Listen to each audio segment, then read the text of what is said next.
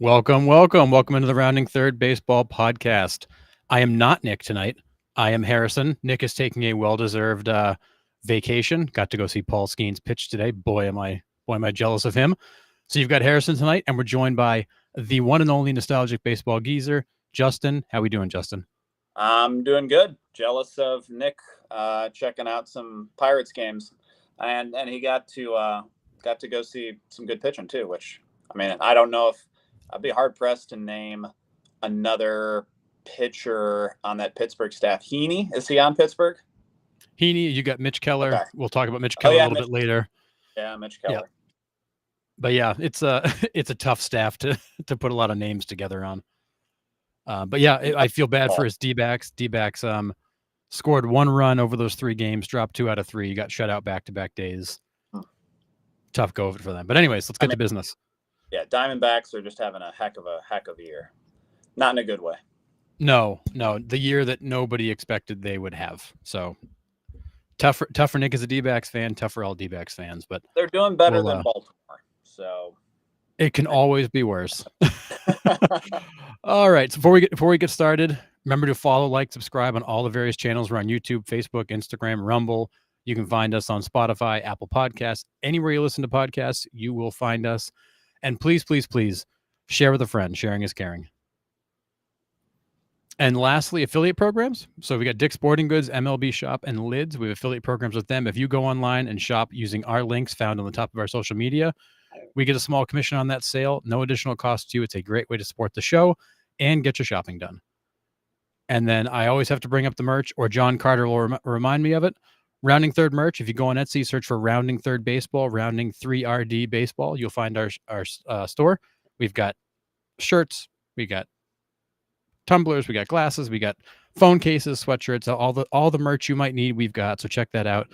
We appreciate the support from those that have. All right.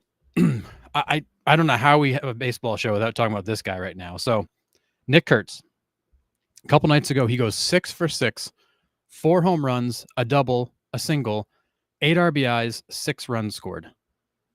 He's now sitting at 306 with 23 home runs and 59 RBIs in the season. Wow. Have we seen Nick Kurtz officially taken over the Rookie of the Year race? I mean, I don't see how you can't say yeah at this point. I mean, over 300, his power numbers are there. What was it, 19 total bases? Yeah, 90 tied John Green. Yeah, tied the record. Yeah. Yep. I mean, that's an unbelievable game. That's going to help out. I mean, that's going to help out your numbers quite a bit.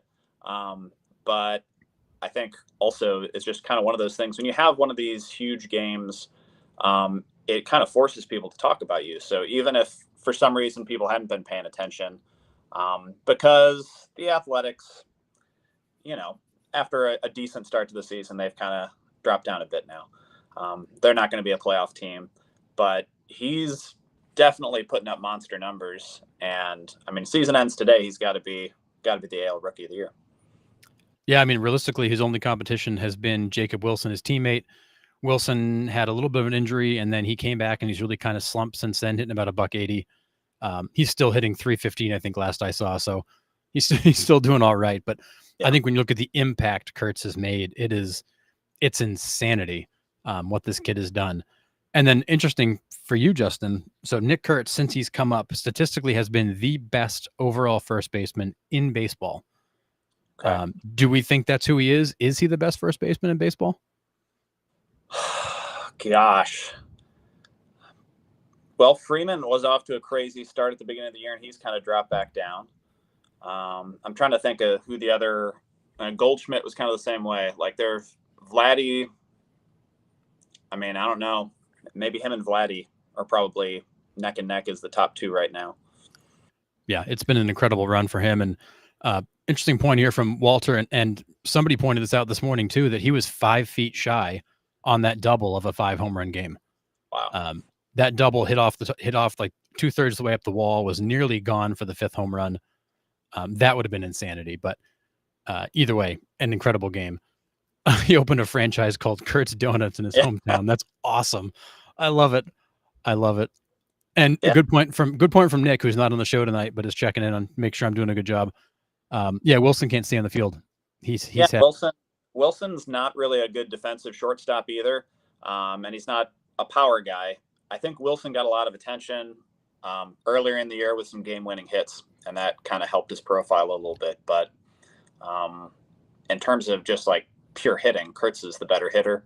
And if Wilson's not contributing as like an average middle infielder, I don't really think he gets much of a boost in terms of his positionality for AL Rookie of the Year voting. Yeah, and Wilson, you're right. His defense has been okay. It's been inconsistent. But yeah, he's had some injury issues, and then kind of some nagging stuff that's hung out with him.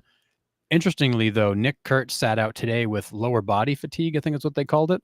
Of course, the joke was it's because he's carried the team all week and needed the day off. But but they did go on to sweep the Astros in 4 games, even without him. So I mean, that team is certainly, they're finding some mojo now. But I do think Wilson's inconsistency in terms of being on the field, a little bit of a slump, certainly has allowed Kurtz to jump into that conversation where we all thought it was going to be a runaway. Well, it's not.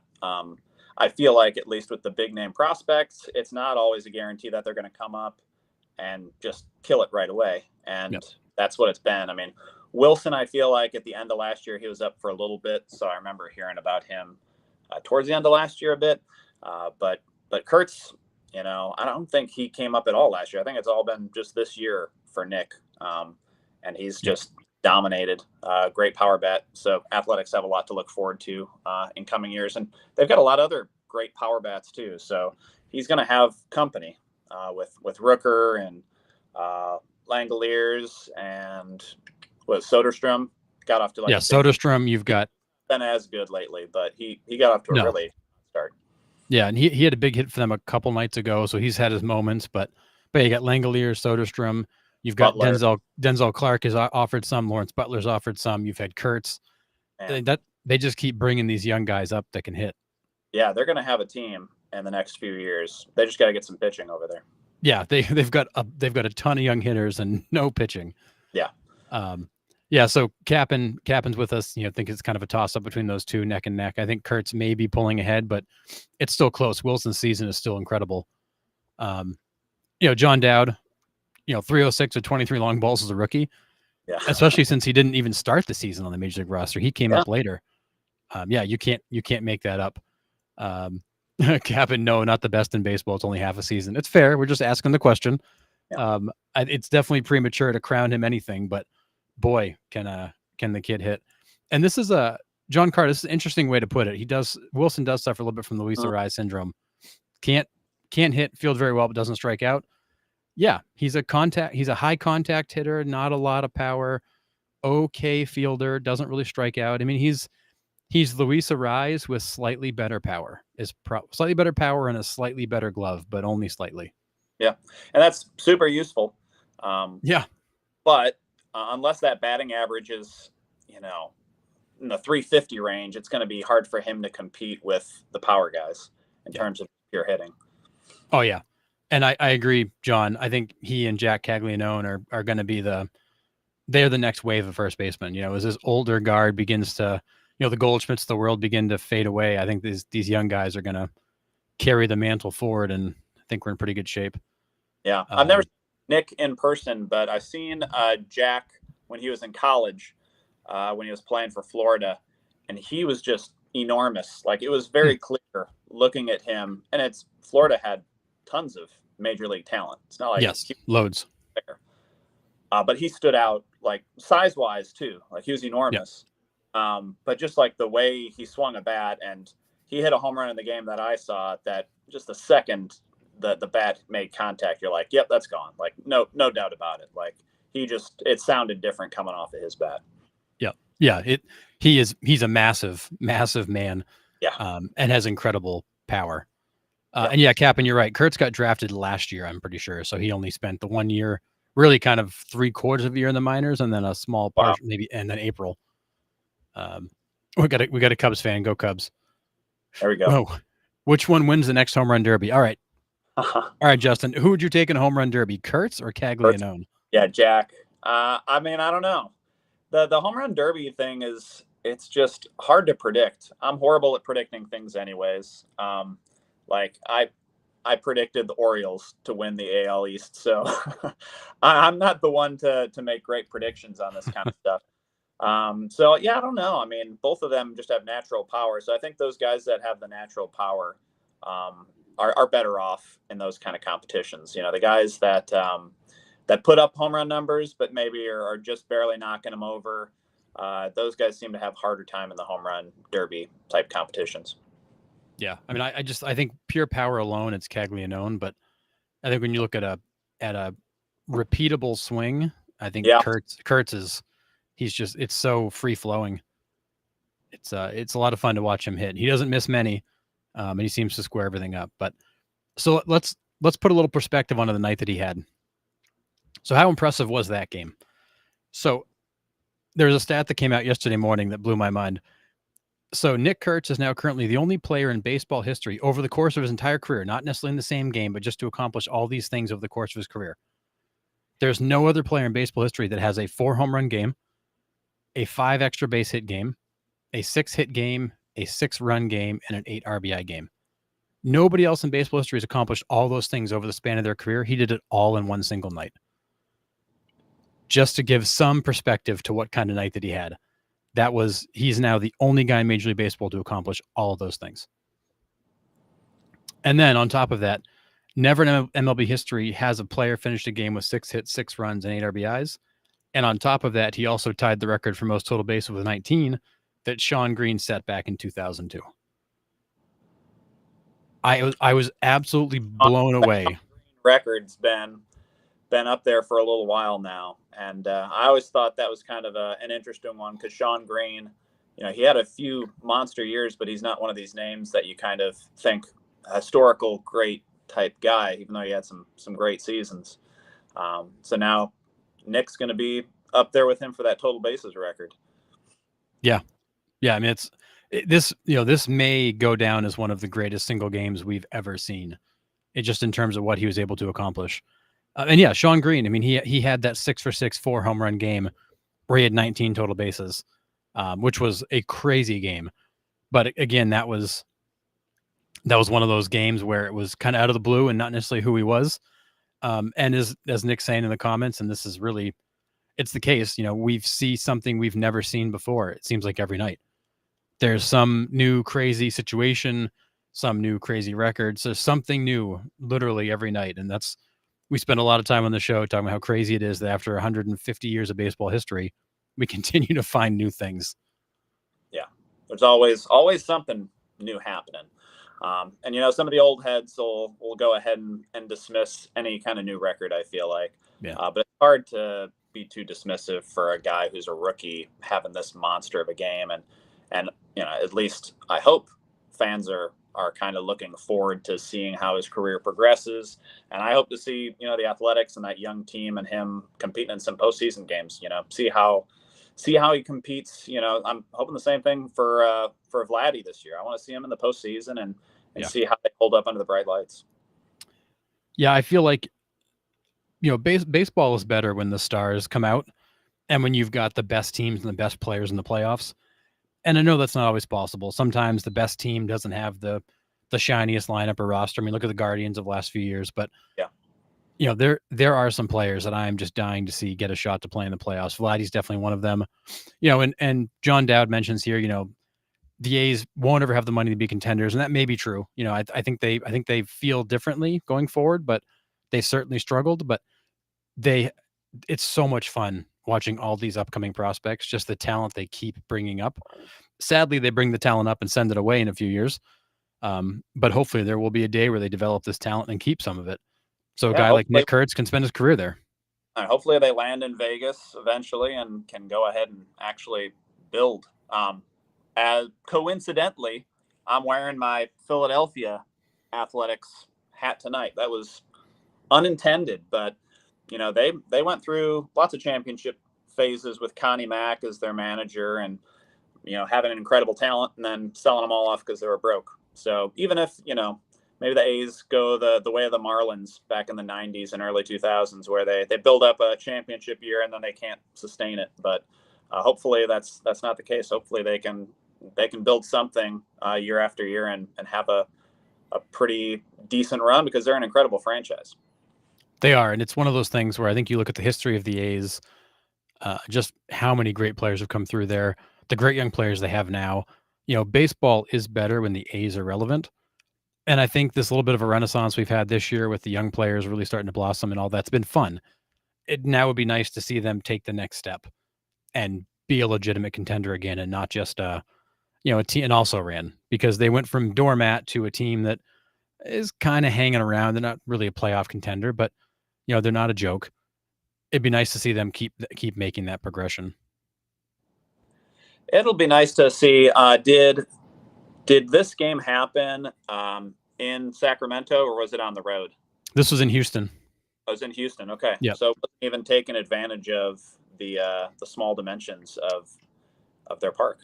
Yeah, I saw people commenting of, well, of course you did it in a minor league ballpark. It's like, no, this was in Houston. Yeah. And not a single one of those home runs was cheap. There was one, I sent Nick a message. I'm like, you need to watch the replay of that third home run. It was an absolute, you could have hung laundry off this rope into the second deck and right center. Not a lot of balls go up there. And this one went in at a rate of speed you don't normally see. You had people diving out of the way of it. It was an absolute rocket. And none of them were cheap. Yeah. In my fantasy baseball league, I had a guy who was our playoffs are kind of coming up right here, and he was on the edge of the playoffs, and he had Nick in his starting lineup, and that game kind of pushed him over the edge into the playoffs. Pretty pumped about that. Yeah, that's a nice one to have. So, all right, so let's move on from Nick Kurtz. As I could talk about this kid all night because it's so fun to watch him. But we got a milestone from the more elder statesmen of the league. So this literally just happened in the last couple of hours, but Mike Trout reaches 1,000 career RBIs. So today he hit a 437-foot home run against the Mariners for RBIs 1,000 and 1,001. He's currently sitting at 397 career home runs and 1,001 RBIs. So first of all, hats off to Mike Trout, 1,000 RBIs, great accomplishment. 400 home runs is around the corner. But where do we think realistically, Justin, what is the ceiling for Mike Trout at this point in his career, given where he's at? Yeah, I mean, I think that it's been great to see him somewhat healthy, not fully healthy this year, but mostly healthy. He's playing the majority of the games so far, I think, this year. So I think if he can go ahead and just, I know it's not guaranteed though, but if he can play the majority of the games, I mean, I think he's got more life in that bat. I mean, he's not struggling when he's out there. He's still putting up decent numbers, still contributing. I think, we've talked about this before. I would like to see him just DH'd at this point. I don't even risk it in the field. But I think it's realistic to expect 3-4 more years of production. His health, of course, is the big question mark there. But if he can, even if it's like 20 home run seasons, I'd love to see him get to 500 homers. I just don't know if he's got enough left in the tank and he can stay healthy enough to get there. And how that kind of ranks, where he ranks historically, I don't know. I don't know if he's going to be healthy enough to challenge any of those top center fielders in history, like Mantle, Cobb, Willie Mays, those kind of guys. But I think he's kind of in that next rung below. I think he holds up really well with like the Griffeys and DiMaggio's in terms of like a whole career and how impactful he was, especially when he was younger. I mean, when he was in his 20s, he was just as good as it gets. Yeah, I mean, he was heading to the Mount Rushmore of baseball early in his career, and certainly injuries derailed him. So, I mean, Mike Trout is currently 33 years old. He's got 5 more years left on his contract, probably going to be his last contract. I can't imagine he outlasts that contract. Yeah. I agree with you. You probably get 3 or 4 more years of productivity, a year and a half of the back end of that. He's probably a shadow of himself. But, I mean, I think he's probably 475. Maybe he challenges 500 if he can get 120 games in a few of those years. He's got 18 home runs this year. He'll probably hit 30 before it's all said and done, 25 to 30. Still got some pop in that bat, but certainly not the Mike Trout of old. So I think he's probably, 475 and 1250 to 1300. And that would be that's where he lands. It's far off from where we thought he'd land, given where he had started. But all in all, I mean, he's certainly a Hall of Famer. He certainly will be remembered for that first kind of 7 or 8 year stretch of his career where he was just absolutely the best player in baseball. Yeah. But it is a shame. We talk about it all the time. One of the greatest what ifs of all time. It is a shame we won't see the full Mike Trout. But when you look back at your top 100 list, Justin, if he ends up at 475 and 1,250 RBIs, I mean, is he a top 30, top 40? Where do you think he lands? Yeah, I mean, I think he's probably top 30. Yeah, might edge into that top.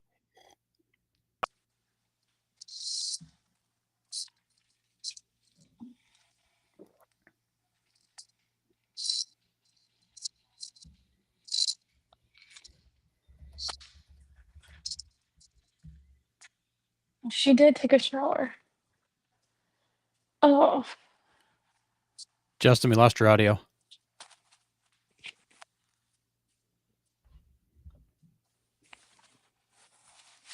Justin, we lost your audio.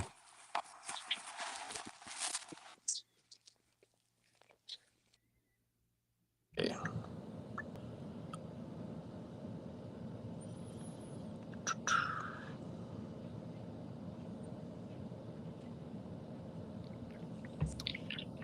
All right, I'm back on audio there. Perfect. All right, we got him back. I'm on my phone tonight, comment. so yeah. If maybe you've had these problems with your phone as well, is when you have a spouse who uses their AirPods, it'll just automatically connect to your phone. So that's what happened right there. My wife is trying to listen to an audiobook or something and connected to my phone's audio for some reason. Yeah, my wife and my daughter fight over the audio on her iPad that goes back and forth, but I feel the pain. I'm not an Apple guy, so I'm out on that debate. Gotcha. But comment from Mike Reed: if he's sitting 480ish after the contract, I think he tries to hang on to get to 500. I feel like 500 is a milestone that Mike Trout absolutely has in mind, and would love to hang on for. I just don't know where he gets the opportunity. I guess we'll have to see how the next few years go. If he is productive the next few years, maybe he's got more juice left in the tank. But I don't know. 5 years with the way he's kind of held up feels like forever right now. Yeah, I mean, I think he kind of ends up around that 25 range all time with these players. Kind of the, probably not quite matching. I don't think he's got enough left in him to match some of Pujols' numbers. I think he kind of compares pretty favorably to Griffey. I know people don't like that because Griffey had a lot of great power numbers. But if you look at kind of the on-base skills that Trout has, he's a different type of player than Griffey, but I think pretty comparable, especially just in his career arc. Yeah, totally agree. I mean, Griffey feels like a good comparison. Same trajectory. Injuries really took a toll. Hung on long enough to hit some of the milestones that were important. I think Trout probably still falls short of where Griffey was because Griffey was productive a little bit longer. But we'll see. Again, he could have a, to your point before, if he can become a full-time DH and maybe take the full load off, maybe you do see 120 to 130 games and 35 home runs a year, and it's a totally different story. He blows past 500 in a few years. It's tough. And Cap, and I agree with you. Injury is definitely a factor. Anaheim's been very good to him in the sense of it's been great for his career in terms of fit and comfort. Playing there definitely has not maximized his talent. It certainly has just been a place to play. And there'll always be people that go ahead and knock him for not winning a championship. Yep. And he very easily could have taken a free agent contract and joined a more competitive franchise like Trout on the Dodgers or the Yankees or the Red Sox. He's probably does win a title, but for a lot of people, he'll never kind of be mentioned in the same breath as some of these other greats just because he never got the title. Yeah, absolutely. He could have taken a contract somewhere else. He could have asked for a trade along the way. He's been very loyal to Anaheim. He's very comfortable out there. His family's there. He's established. I think the thing we've learned about Trout is that as competitive as he is, he's not begging for the ring. He's valuing, kind of personal life over professional life. And good for him. You got to do what you got to do.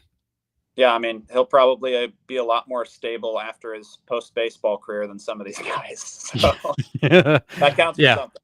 yeah, he'll be all right. But yeah, so great story here, reaching 1,000 RBIs. Really hope we get a few more good years of baseball from him because it'll be sad if we don't. Yeah. All right, on the other side of the spectrum, we got a guy right now who is absolutely on fire. Cal Raleigh is the first in baseball to 40 home runs this year. Hit number 40 yesterday. Hit it off of Fermin. It was 113.5 exit velo, one of the hardest balls he's hit all year. Wow. He is not slowing down. And then he turned around and hit number 41 today. So at this point, Justin, is anybody going to catch him for most home runs in baseball this season? No, he's gonna. And I know we kind of just talked about some of these awards and MVP award. I remember you guys talking about with Judge and Raleigh maybe last week. And if he wins the home run title, it'll be above 50. Yep. Does he make it to 60? If he's anywhere close to 60, he's winning the MVP too. I don't think there's, at this point, Judge is the only guy that could possibly catch him. And doesn't look like he's probably going to catch him at this point. So yeah, Raleigh's got the inside track on the MVP. He's got the inside track on the homer crown.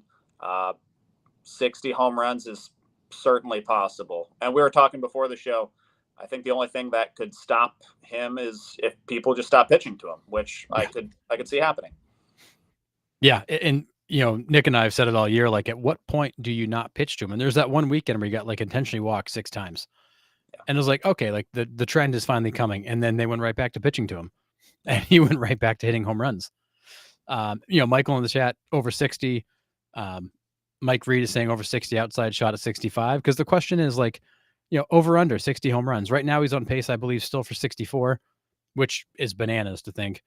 And I agree with you. He's going to easily get to 55. He's probably going to be approaching 60. Yeah. Does he break 60? I think he absolutely could. But again, this Mariners team is very much in a playoff race. They finally, we're finally seeing Julio Rodriguez heat up. They brought in Josh Naylor. Cal's finally getting some help around him. But at what point do they just stop pitching to this guy so he can't beat you? Yeah, even with, I love that they got Naylor now because they definitely need that protection in the lineup for him. Absolutely. But Josh Naylor's a good hitter. Rodriguez, historically been a good hitter, but neither of them are anywhere close to hitting like Cal is right now. Yeah. Other than Judge, no one in the majors is hitting anywhere close to 40 home runs at this point in the season is bonkers. And we've been pretty blessed with Judge and Ohtani and now Cal seeing just these monster home run totals. And it's not the highest scoring era. This is not, steroid era here. This is kind of normal run scoring era here. And we're seeing home run totals that, when I was a kid, 61 home runs, Roger Maris, that's a crazy amount that was hard to kind of fathom. And I think we're kind of, our equilibrium's getting back to the point where that's, that around 60 is kind of this crazy amount that's to be revered. And I think if he can, I'm hoping he gets to 60, but even if he doesn't, it's still a pretty remarkable achievement. And for a catcher, I think 48 or 49 is the record for catchers. I can't remember what Perez got. Yeah, I want to say it was 48. Yeah, he didn't get to 50. It was 48, I'm pretty sure. But yeah, here we are, August 27th. July 27th, and he's sitting at 40 home runs. We're not even into August yet. No. It's wild. He could be tying Perez in the next couple of weeks with a whole bunch of room to run. Yeah, and he gets on these hot streaks where he can pop off 5 or 6 home runs real quick. So we could be at this point, next week where we're like, he's already at 45. And 50's a foregone conclusion, I think, already. Yeah, and in all that, just like we said with Salvi when he did it, Cal Raleigh this is not like the days of Mike Piazza where he was a hitter that just happened to throw on catcher's gear. Like, Cal Raleigh is a very, very good catcher. Yep. Elite level catcher. Calls a great game, catches a great game. It changes the running game. This is a guy who is taking a physical beating day after day after day behind the plate, working with one of the best pitching staffs in baseball in a playoff run. that the load of being a catcher in a playoff run is so much higher than your just normal position player. That with him doing this with everything else is mind-boggling that Yeah. we're seeing this. I mean, catcher, just historically, it's a very hard position on your body. So Cal catching the majority of the games this year and not being a horrible, even if he was a horrible defensive catcher, I still think it'd be pretty amazing, because Sure. it's tough to go ahead and go through that beating every day.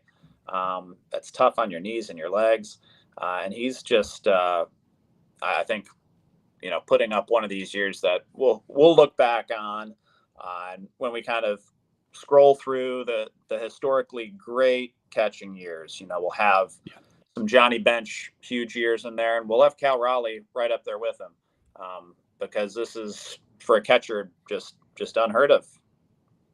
Yeah, there's people absolutely reference the 25 season that Cal Raleigh had in the future. It'll become one of those benchmark type seasons that will always be measured against. Yeah, and John Temple points out they're going to Sacramento for the next 3 games. Nick's like, there's 6 bombs right there. Wow. I mean, you're going to the homer friendly ballpark against a pitching staff that's shaky. Yeah. That could be a lot of fun for Cal over the next few days. But yeah, it's incredible to see what this guy's doing. 41 home runs. We're in July. Catcher, elite level catcher. Just, it's amazing. I find myself, I've watched more Mariners games this season than my whole life. A, because the team is good, but B, because I just want to see what he does. Yeah. And I hope that they end up making the playoffs this year, because I want to see what he does in the postseason. Yeah. Even though there are some people out there who will be able to make a case, Judge has better slugging percentage, on base percentage, batting average.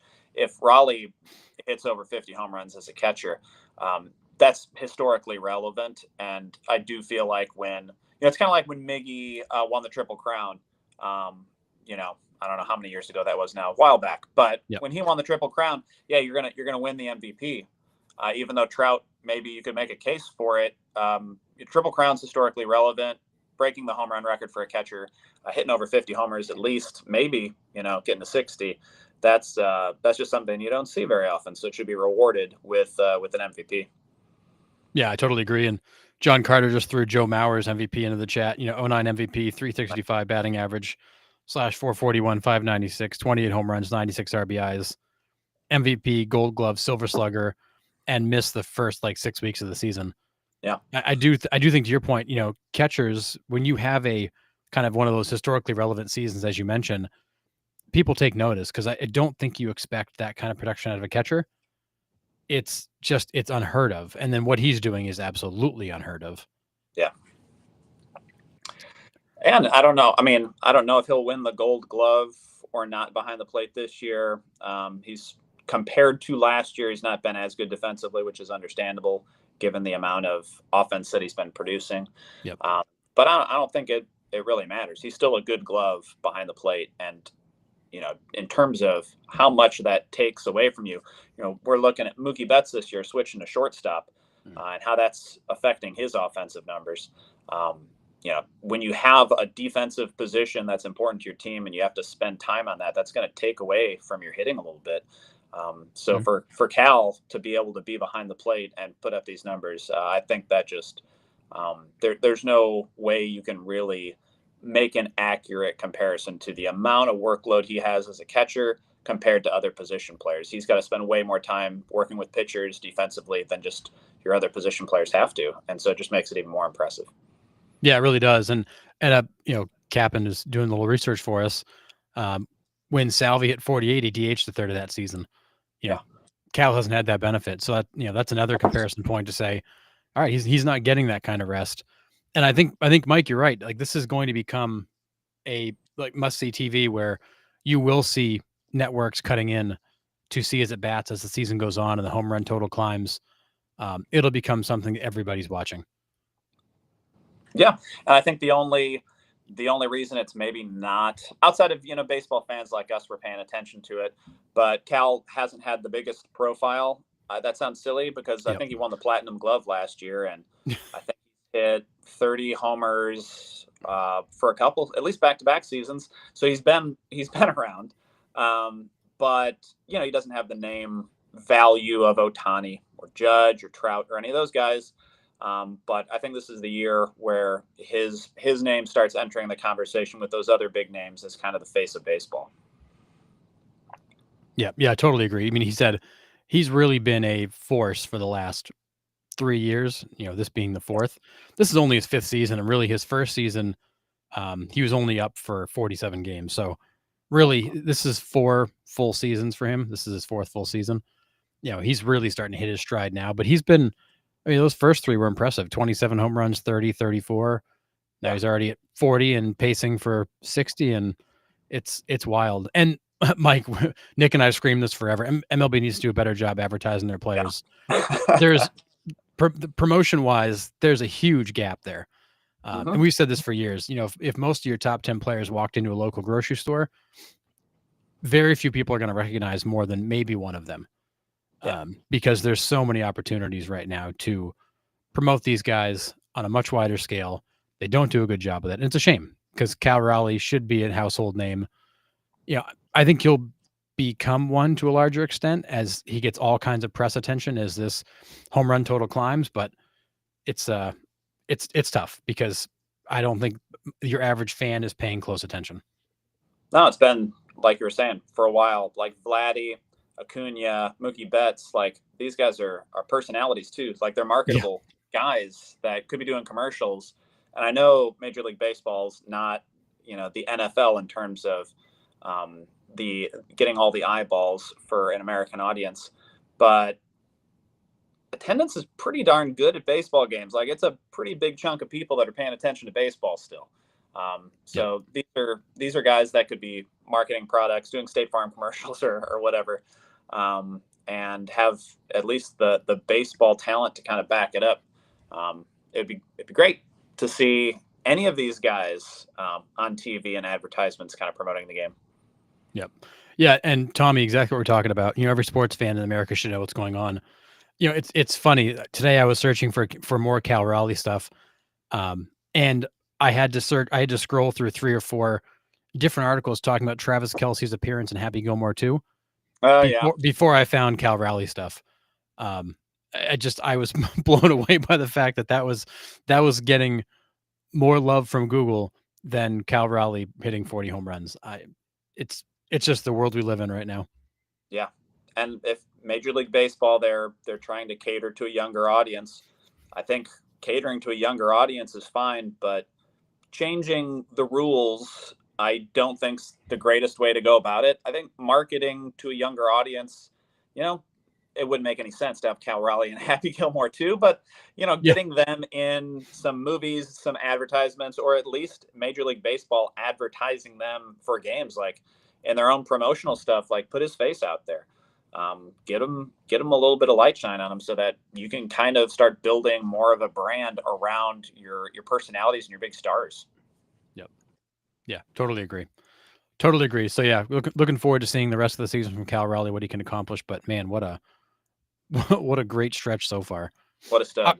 All right, let's talk a little Hall of Fame. And I Nick's in the chat, so we won't go too crazy on Hall of Fame because we'll go off the rails. But so the Hall of Fame induction ceremony was today. Not sure if anybody watched it. It was actually very well done. If anything, just check out the clips from Ichiro. They are hilarious.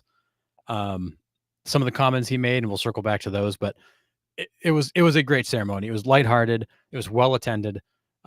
Players did a nice job, kind of sharing some stories in their paths. But when you look at this class, Justin, a lot of us, and I was one of them kind of early on, I was like, man, this is kind of a weak class.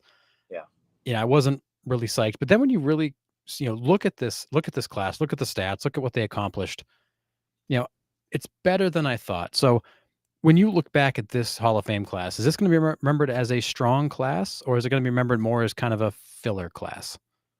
Yeah. I mean, anytime you have Ichiro in there, like you've got your headliner type guy. And those don't come along every year. Next year, when we're looking at Hall of Fame voting, Beltran will probably get in, maybe Andrew Jones, but there's not a guy who's going to be getting, and I know he didn't get 100% of the vote, but a guy who you'd even consider getting 100% of the vote in Ichiro. Like, your Ichiros, your Jeters, those guys don't come along all the time. So, I mean, just having him in the class makes it pretty strong. Some of the other guys, you can kind of debate their viability. I thought Wagner should have been in, but there's a lot of people that don't love him just because of maybe they don't like relief pitchers. I'm not a huge relief pitcher guy either. I'm with you. His ERA over his career is pretty incredible. Like he's done some great things. He didn't have the postseason success. And I think a lot of people have recency bias with Mo Rivera being kind of like their litmus test. Like, yeah, he's not that. Nobody is going to be that. So let's stop comparing him to Mo because no one's going to be that. And then your other guys like Dick Allen's an incredible hitter. He's kind of been one of these guys that the Veterans Committee has almost voted for a long time. ERA's Committee. Sorry, I need to say the right name of the committee. I keep wanting to call them the Veterans Committee. That's right. They changed it. I thought CC Sabathia wouldn't get in this year originally. I kind of thought he'd hang around on the ballot for a few years just because I thought he was more of a borderline guy. But I did think he'd get in eventually. I think he's worthy. And then Dave Parker, just kind of sad that he didn't live to go ahead and see his induction. He's kind of one of these peak performer guys, like late 70s. He's as good of a right fielder as you get. Won a title with Pittsburgh. Tailed off a lot in the 80s. So like the Dave Parker that I remember watching was not the same Dave Parker that was happening in the late 70s in Pittsburgh. But same with Dick Allen. Just kind of you'd like to see these guys have their moment, have their speech to kind of commemorate their career. But just kind of sad that it didn't work out that way. Yeah, no, and it was sad, and we talked about that a couple weeks ago. The fact that it's great that he was able to get the call. Sad he wasn't there for the event, but at least he got the call. And I think a lot of people build this class as Ichiro and a bunch of other guys. Yeah. And I do think look at you in this 3,000 K race for Kershaw. Maybe really appreciate Sabathia's performance. I know CC's got a higher ERA. He was on really good teams. Like his stats are a little bit skewed because he was on such good teams, but when you break down what he did and the way he was respected by teammates and around the league, hard to argue. Wagner, I'm with you. I think closer is the most overrated position in baseball. However, statistically, he's one of the best ever, so it's kind of hard to make that case. And Allen and Parker, I think they were deserving long before now, and just took a long time to get there. But I did find, Mike makes the comment of Ichiro throwing shade all over the place. I mean, Ichiro was a riot. He made the comment about, when the Marlins called him to offer him a contract, he told the owner and the GM he didn't even know who they were, but had never heard of their team. He made a comment that dinner was revoked for that one. He offered that one writer, so he missed 100% vote by one writer, and he invited that one writer to have dinner at his house because he'd like to hear the case for not voting for him. That invitation's now been revoked now that the ceremony's over. He had a lot of good moments. He had a lot of people to thank. Pat Gillick, he was very appreciative of bringing him over. Just a lot of good stuff from Ichiro, and a guy whose English has actually gotten very good over the years. And he's learned how to deliver a punchline. So if nothing else, it's worth listening to what he said. But I felt good. I felt good about the fact that they brought Allen and Parker into this class. I think it rounds it out and makes it a better class. Wasn't the year Ichiro, wasn't his rookie of the year season, the season that Seattle won that 100, was it 114? How many games did they win? It was a crazy amount. Yeah, 114, 118. I forget. The number was insane. And he had 262 hits. Yeah. And they just had kind of they had obviously some good players. I think Edgar was still on their team. Was Martinez still on their team back then? In 01, I think so. I think that was the tail end of his career. Because I know A-Rod wasn't there anymore. Griffey was gone. But yeah, that team was just kind of a weird mix of not I know Ichiro's a superstar now, but going into that season, he got a lot of attention, but people didn't know that he was going to go ahead and be a great player. There just had not been a history of Japanese stars coming over and having sustained success. Maybe a year, or two, but not a guy putting together, 3,000 hit career from Japan. So it's just kind of that team's just kind of a statistical anomaly, which kind of is curious for me. Like, that team was so good. It gets remembered because of how great it was, even though they didn't win the championship that year. Damn Yankees, always a good story. But yeah, they had, guys like Brett Boone, who had a monster year. Not that Brett Boone was he wasn't a horrible player, but you had guys just having unbelievable seasons altogether. And it was just kind of one of those magical seasons for Seattle. And Ichiro was, the head of that snake. Yeah. It just a beast. And John, you're right. It was 242 his rookie year. That was the record I was thinking of that Wilson was chasing. 262 was a few years later. And it was 116 wins. Eric mentions the fact, he saw CC pitch. I mean, he was a beast. I remember the game in Tampa where he was playing for a $500,000 bonus. One of his guys got hit. He plunked a guy back, got thrown out of the game, didn't care about the bonus, wanted to take care of his guys. Very well-respected guy around the league. Put up numbers, was on good teams, which helps. But certainly deserving in his own right. And Nick, all the Pirates tributes this weekend for Parker were awesome here at PNC. I'm glad to hear they did something nice for him to honor him, because that was such a long time coming. CC Sabathia, I mean, I remember when Cleveland traded him to Milwaukee during, it was just for the second half of the season. And he had an incredible run with Milwaukee for just a half a season. I don't remember the exact stats because I don't have my computer in front of me, but it was something crazy, like 11-1, just like a crazy run. CC was the best pitcher in baseball for a little bit. And I think just like any of these other players that stick around, we remember maybe him later in his career with the Yankees when he was good, but, solid pitcher. But he had some unbelievable years in the middle of his career where he was definitely, if not the best pitcher in baseball, one of the top couple pitchers in baseball. Yeah, he got sent to Milwaukee, went 11-2 with a 1.65 ERA. Nice. And Nick's, this is an old trivia question. He actually led both leagues in shutouts that year. Oh. He was just a monster. Just a monster. And yeah, John, the Yankees opted to pay him the bonus anyway because the players were like, you have to. He took care of us. We got to take care of him. But very, very cool moment. But it's I think it's a better Hall class than it was billed. It was a great ceremony. If you get a chance to check it out, I definitely would. But definitely a huge congratulations to these guys. Incredible ball players, very deserving of this moment. Yeah, it'll be a better Hall of Fame class than next year's Hall of Fame class will be. This year's Hall of Fame class had a lot more, I think, meat to the bones than we'll have next year. Next year's going to be rough sledding. So we'll see. We'll see who makes it. But I mean, I think Andrew Jones and Beltran are probably the two that get voted in by the writers. And then who knows with the Eras Committee? No idea what'll happen there. Yeah, Nick and I previewed it a little while back, looking at who is coming over the next few years. There's not a lot of great names being added to the ballot the next few years, so it could be pretty lean.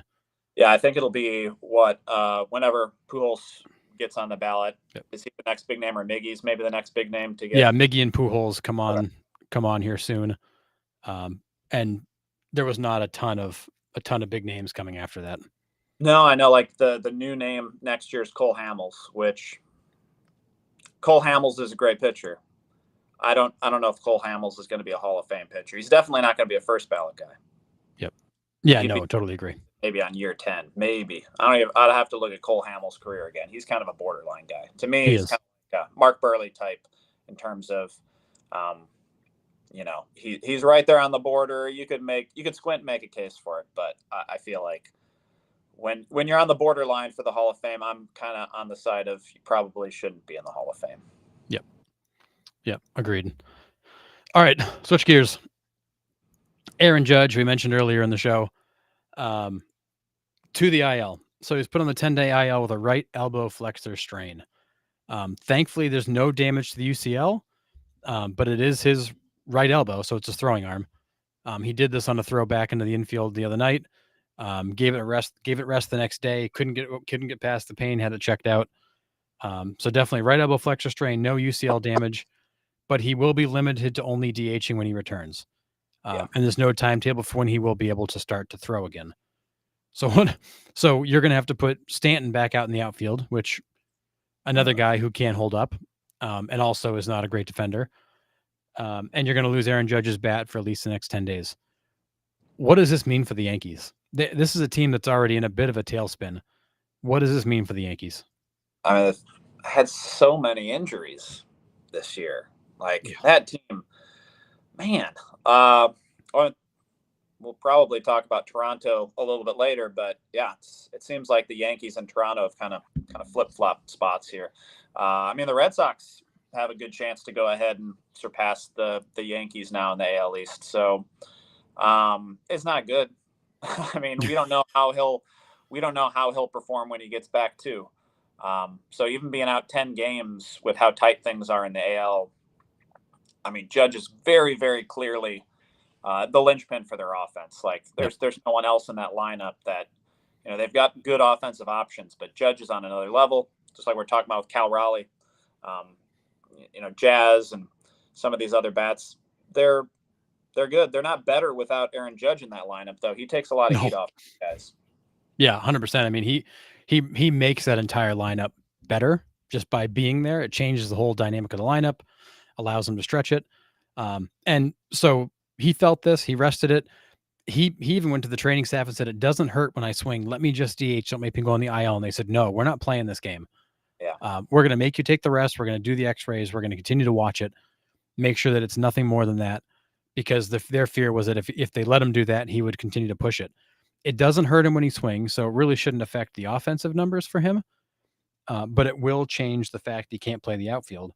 And as Nick and I talked about last week, sometimes DHing isn't a great fit for guys. We don't know how that's going to work with Aaron Judge as a long-term DH.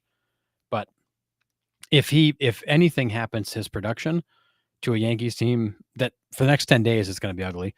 But if anything happens to his production and this team doesn't make a big trade, it is going to be a struggle for them to try to catch those Blue Jays, because as that lead widens and the games keep coming off the calendar, they're just running out of time to make up a difference. And trying to make up a 6-game gap with 40 games to play is a lot different than a 6-game gap with 60 games to play or 80 games to play. Time is ticking, and that gap is going to get harder and harder to close. And that's assuming no one else on the Yankees gets injured. Like, they've got a lot of other, you're talking about Stanton, Jazz, Goldschmidt. They've got some of these guys who you're kind of almost waiting on getting injured at some point again this year, because they just have, it seems like, a lot of injury prone players on their team. So I just feel like the Yankees are snake bit this year. I kind of like a lot of the moves they made in the offseason, not signing Soto and kind of distributing that money to different players, but it just, for whatever reason, it's just not, I don't think it's going to be their year, just because they can't get over this injury bug. It's always another guy going down with injuries. Started with Cole at the beginning of the year. Stanton was out for a while. Clark Schmidt was out for a while. Like, it just keeps going. Yeah, especially on the pitching side, they've had a lot of guys go down there. Nick, Blue Jays are going to fly away with the division. Cute. Well played. John Carter, good question. Do they make a trade for a guy like an Acuna? I mean, probably not. They just traded for Med Rosario. I mean, he's probably a difference maker they've been looking for. Yeah, they got Man and Rosario now. Basically the same as Acuna. Yeah, basically, yeah, exactly. Same production, no worries. I think the Yankees are going to have to get more aggressive here as time ticks, because they're not turning this around. Him going down doesn't help. Mike makes the comment of they might fall out of the wild card spot by the time he gets back. It's possible. I mean, this team cannot get out of their own way right now, and it's painful to watch them play most nights. Yeah, I mean, they're lucky that the AL Central, all the teams in the Central are, other than the Tigers. The Tigers are trying to drop down the standings, but all the other teams in the AL Central have kind of dropped out of that wild card contention. So there's a little bit of wiggle room for the Yankees, but AL West is looking pretty solid. So you're competing with some of the teams in your own division, but also you're competing with, Seattle. You're competing with Houston. Who's the other team in the West that's around 500? The Rangers have been hot lately. Rangers are coming out. They've been slow to start this year, but Rangers got a healthy DeGrom. So, I mean, if they can get in the postseason, they're going to be tough to handle with him on their staff. Yeah, and this, certainly the Yankees. I mean, the Yankees have proven they're dangerous. They just need to get in, but it's going to get harder and harder. And to John Temple's point, I don't know exactly how many more games the Yankees and Jays have against each other, but there's quite a few, and those are going to be incredibly important games as they head down the stretch. And Nick, yeah, there's still no Luis Gil yet. He was supposed to have been back a month ago. He's making rehab starts right now, trying to get right. Yeah, and John Temple, the Rangers just tied the Mariners for the wild card spot. The Rangers have been red hot lately. Healthy DeGrom, Evaldi's having an incredible season again and flying under the radar. Yeah, Rangers, Red Sox, like by the time Judge comes back, they'll probably be out of that wild card spot. Yeah. Like, there's a good chance that'll happen. It's getting crowded fast, and the margin for error is very, very slim. But so we'll see. It's going to get interesting here, and I'm all for it. Let's make this race fun. August and September. Let's make these games mean something. Let's have a bunch of teams in it, and let's see what happens. We love chaos. We say it all the time on the show. We love chaos. Bring us the chaos. Well, and as a Red Sox fan, obviously, that's not going to be not too heartbroken. Oh, no, goodness, no, yeah. No. I'm real sad for the Yankees to see what they're going through. Anyways, so to the other side of the coin here, are the Blue Jays for real? Currently hold the best record in baseball. They haven't done this late in the season since 1992. 6.5 games up. Of course, there were games being played as I made this, so that may have changed a little bit. But 6.5 game lead in the AL East, best record in MLB against teams over 500. They play exceptionally well against good teams. Is it time to consider the Blue Jays a legitimate World Series contender? Could they be the AL representative? Whew, man, so much changes in like a month. I know, it really does. If you asked a question a month ago, I'd say no. They're not good. I mean, I wouldn't even have guessed that they'd probably be a wild card. I mean, they were in it. They weren't out of it, but man, they've had a lot of guys injured too. So it's not like they're kind of in a similar boat to the Yankees. Varsho has been out pretty much all year. He made one incredible catch in center and then got injured again, I think. So they've been missing him. Scherzer's, maybe not been exactly what they were hoping for. I want to say Jimenez over at second base, he got injured again. Yeah. So they haven't had like incredible luck either, and are just tearing it up right now. There's another guy that got injured on their team too that I'm forgetting. There's another, who's their outfielder that's been out for a while that they signed? I'm not sure. Alejandro Kirk got a concussion. He was ruled out today. So Kirk is out for a little while. Is it Anthony Santander or Santander? Oh, Santander. Yeah, he's been out for like he was on the 60-day IL. And he was their big free agent signing, and he's barely done anything. He wasn't even really playing that well when he was healthy. No, he was a huge disappointment. Then he started to get hot. Then he got hurt. But yeah, I feel similar. Mike, I don't trust the Jays rotation. I think I'm with you. Kevin Gausman has been incredible. Scherzer is wildly inconsistent. The rest of those guys are all kind of inconsistent, but they have been playing well. And John, you're right. They got hot, but every team has these stretches. And the Blue Jays got hot at a good time because the Yankees started to struggle, so they really had a chance to create some separation there. But at the same time, so it's down to 5.5. The Jays did lose today. The Yankees won, so it's down to a 5.5 game lead. But 5.5 games with less than 60 to play, that lead is becoming almost too large to comfortably think you can catch unless there's a really big falling out. And Cap'n, the Jays have figured some things out. I think Nick picked them last year to win the division. And we thought he was crazy and the team underperformed, but this year they finally done all the things we thought they would do. Bichette's had a good year. Vladdy's had a good year. The pitching's been good. They're finally getting consistent offense. Some of their role players have stepped up and they're finally getting what we thought they were going to get. It took a little longer to get there. But this team can pile runs on you. They can pitch some nights, not other nights. I think they are a dangerous team, but I don't know that I'm in on them as a World Series contender yet, but I'm definitely in on them as the likely AL East winner and a team that a lot of teams are going to not be excited to face in the playoffs. Yeah, I mean, I think I'm as in on them as any other team in the AL, right? Like, I don't feel like there's a great favorite. I felt that way about the Tigers. Yeah. They've kind of slumped lately. Oh, it's been a rough stretch. Jays are kind of, they've kind of taken the mantle as the top team in the AL for now. We'll see how it shakes out by the end of the year, but I mean, I think it's going to be a wild AL playoff. Like, Yeah. there is just nobody who I would feel comfortable taking against the field in the American League.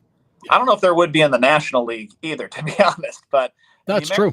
Especially, there's not like a one team at this point. For a while, it looked like the Tigers might be, but they've really come down to earth lately. They'll still walk away with that division, just because everyone else in the division's slumped too. But in terms of being able to make the World Series, I think I'll just go with the hot hand come the end of the season. Like, who's playing the best at the end of the year is probably who I'd go with, because no one right now seems like they're head and shoulders above everyone else. Yeah, and I agree. I think going into the season, it was the Dodgers and Yankees, and both those teams have proven they've got their own sets of problems. And I feel like John does here. I think this year is kind of a crapshoot. If you can just get in, I think you can. I would take my chances. Get in, take your chances, because I think when you look at who's likely to get in and who's in contention, any of those teams could beat anybody else. And there's no head and shoulders clear cut number one. It's you're throwing a lot of teams into a hat. You're throwing a lot of them into a ring and seeing who emerges. Yeah, and that's why having, we were talking about Texas a little bit ago. That's a team that if they can make the playoffs with their pitching that they have, their top of the rotation starters, like that could be a nightmare for some of these teams in the playoffs. Like, if you can get in with some solid starting pitching, who knows how it's going to shake out. Yeah, exactly. You just got to get in and take your chances. But really, I think this will be a fun race across the board as we get deeper into the summer. So, but on a totally different topic, we got baseball coming to Bristol Motor Speedway, Justin. So the Braves and Reds play at Bristol on Saturday. So they have Sunday off as a travel day, but also as a potential rain date. The field is almost entirely in at Bristol. So they've literally put an entire baseball field into the infield of Bristol Motor Speedway. So the dimensions are going from left to right. It's 330 down the line, 384 in the left center gap, 400 to center, 375 to right center, and 330 down the right field line. Tickets are selling like crazy. The secondary market is nuts. The Reds are the home team. They play in Cincinnati on the first, then travel down for the game on the second. MLB is expecting a record crowd that could potentially reach as high as 146,000 fans. Wow. Does this help Nashville's expansion case, or is this just like a, hey, this will be fun, let's do it? I don't know, man. It's just they were able to fit a normal baseball field in there. They did. They brought in a design consultant who's done a bunch of the new ballparks to try to help them squeeze it in. That's really cool. I think Nashville. I was just on the East Coast driving back and went through the Nashville area, and I'm kind of surprised that they don't have a baseball team yet. I mean, it's a city, so, and it's a horrible city to drive through with traffic. So that is the big city. Chattanooga was also horrible to drive through, but I think that's different reasons. I don't know what's wrong with Chattanooga, but yeah, Nashville's enormous, and yeah, they've never had a baseball team. And it's just one of these places where I feel like you hear about a lot of people moving to Nashville, and it's kind of like a destination place for people now, which I never felt it used to be that way. But now it's kind of like Austin. Austin and Nashville are just these cities that they were always big cities, but I feel like their population's just exploding lately. And you get people from like the West Coast that are trying to move out there and make them kind of trendy locations too. Like, Who would have thought middle of Tennessee is a trendy location, but Nashville kind of is trendy. Yeah, I mean, Nashville for the longest time is country music and honky tonk bars. There was no other reason to go there, and now it's a destination people run for, and it's I mean, I'm all for it. I'm curious to see the game. I think it'll be cool.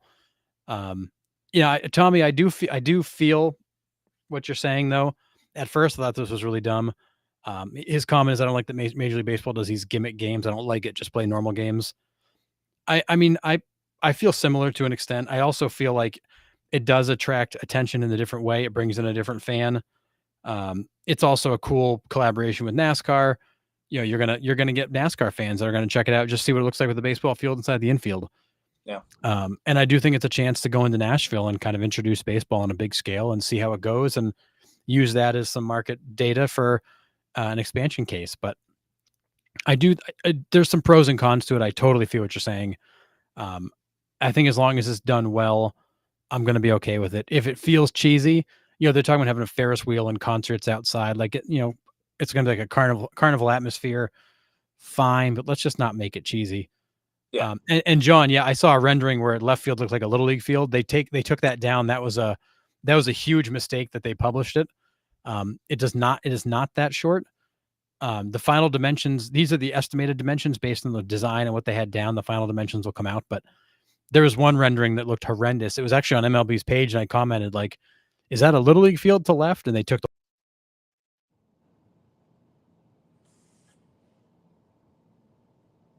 but yeah, so I saw that one too. The NASCAR inspired uniforms. Those uniforms are cool. Have you seen them? I have not seen them. I'm a big fan though of like the City Connect stuff. So any uniform that they're going to mix up, like even if they look awful, I'm kind of a fan of just doing something different just because. So I'm in favor of them playing the game. I mean, it's a 162 game season.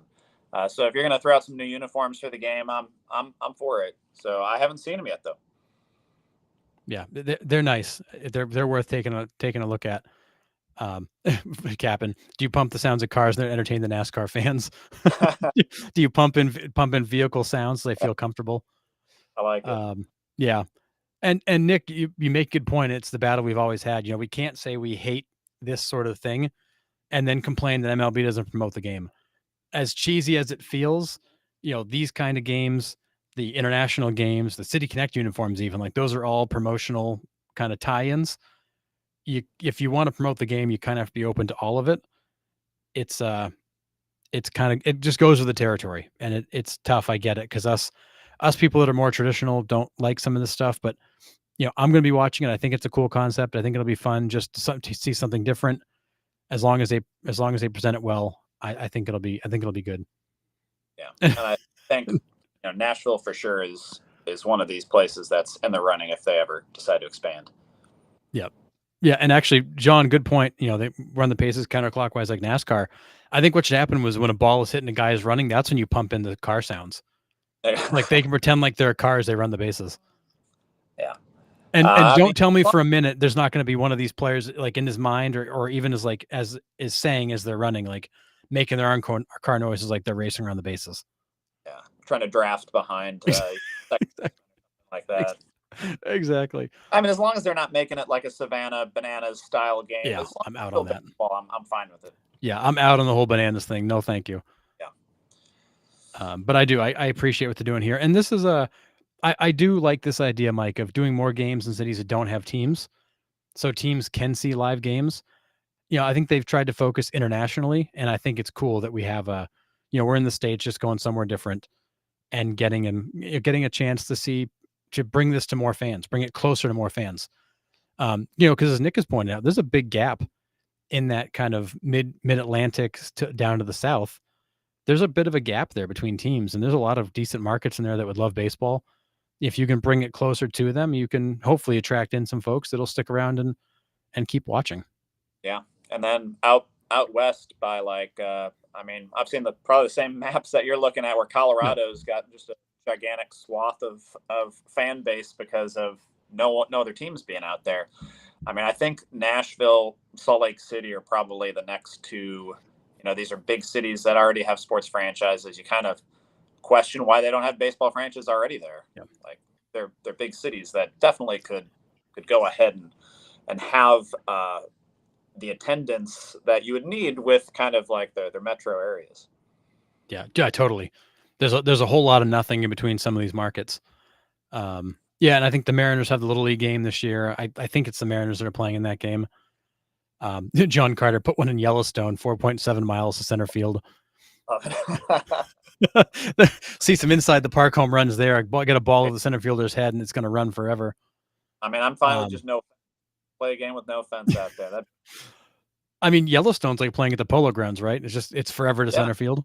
500 feet straightaway center. I mean, yeah, I like weird ballparks. No big deal. I'd be fine, even though you're joking about their left field being like a little league park. For a game here and there, I don't mind a weird dimension stadium. I think they're kind of fun. Yeah.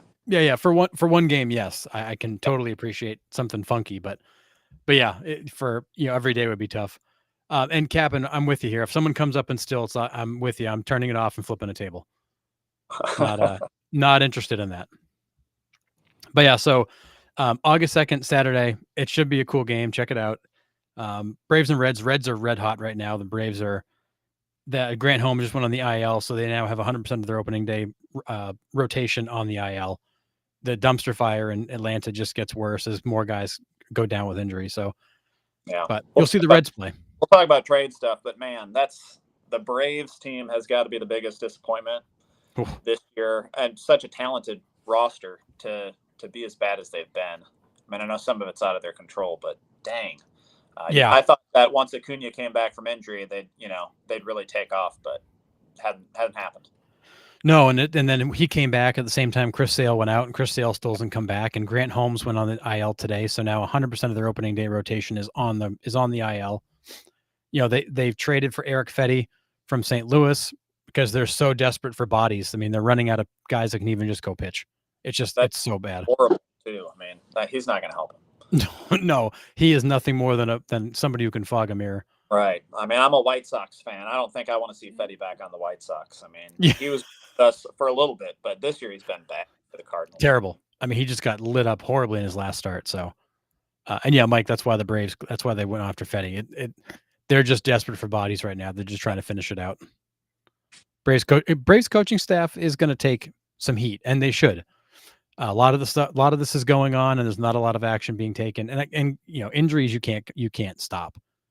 But there's a lot of things that coaching staff owns, and I think the Braves are going to have a really tough time bringing Snitker and that staff back next year. But I think that'll end up being an off-season issue for them. So, all right. So speaking of teams that need to improve, let's jump back to the hot stove. So, unfortunately, it's been relatively quiet the last few days. But we do have some moves that were made. So let's recap them real quick. Ryan McMahon to the Yankees.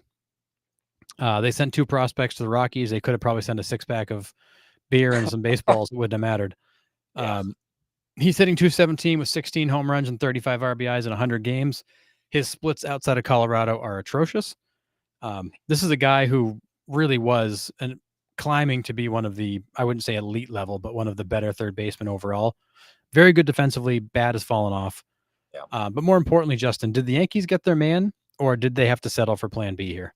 Yeah. They're settling for Plan B. I don't know if Ryan McMahon.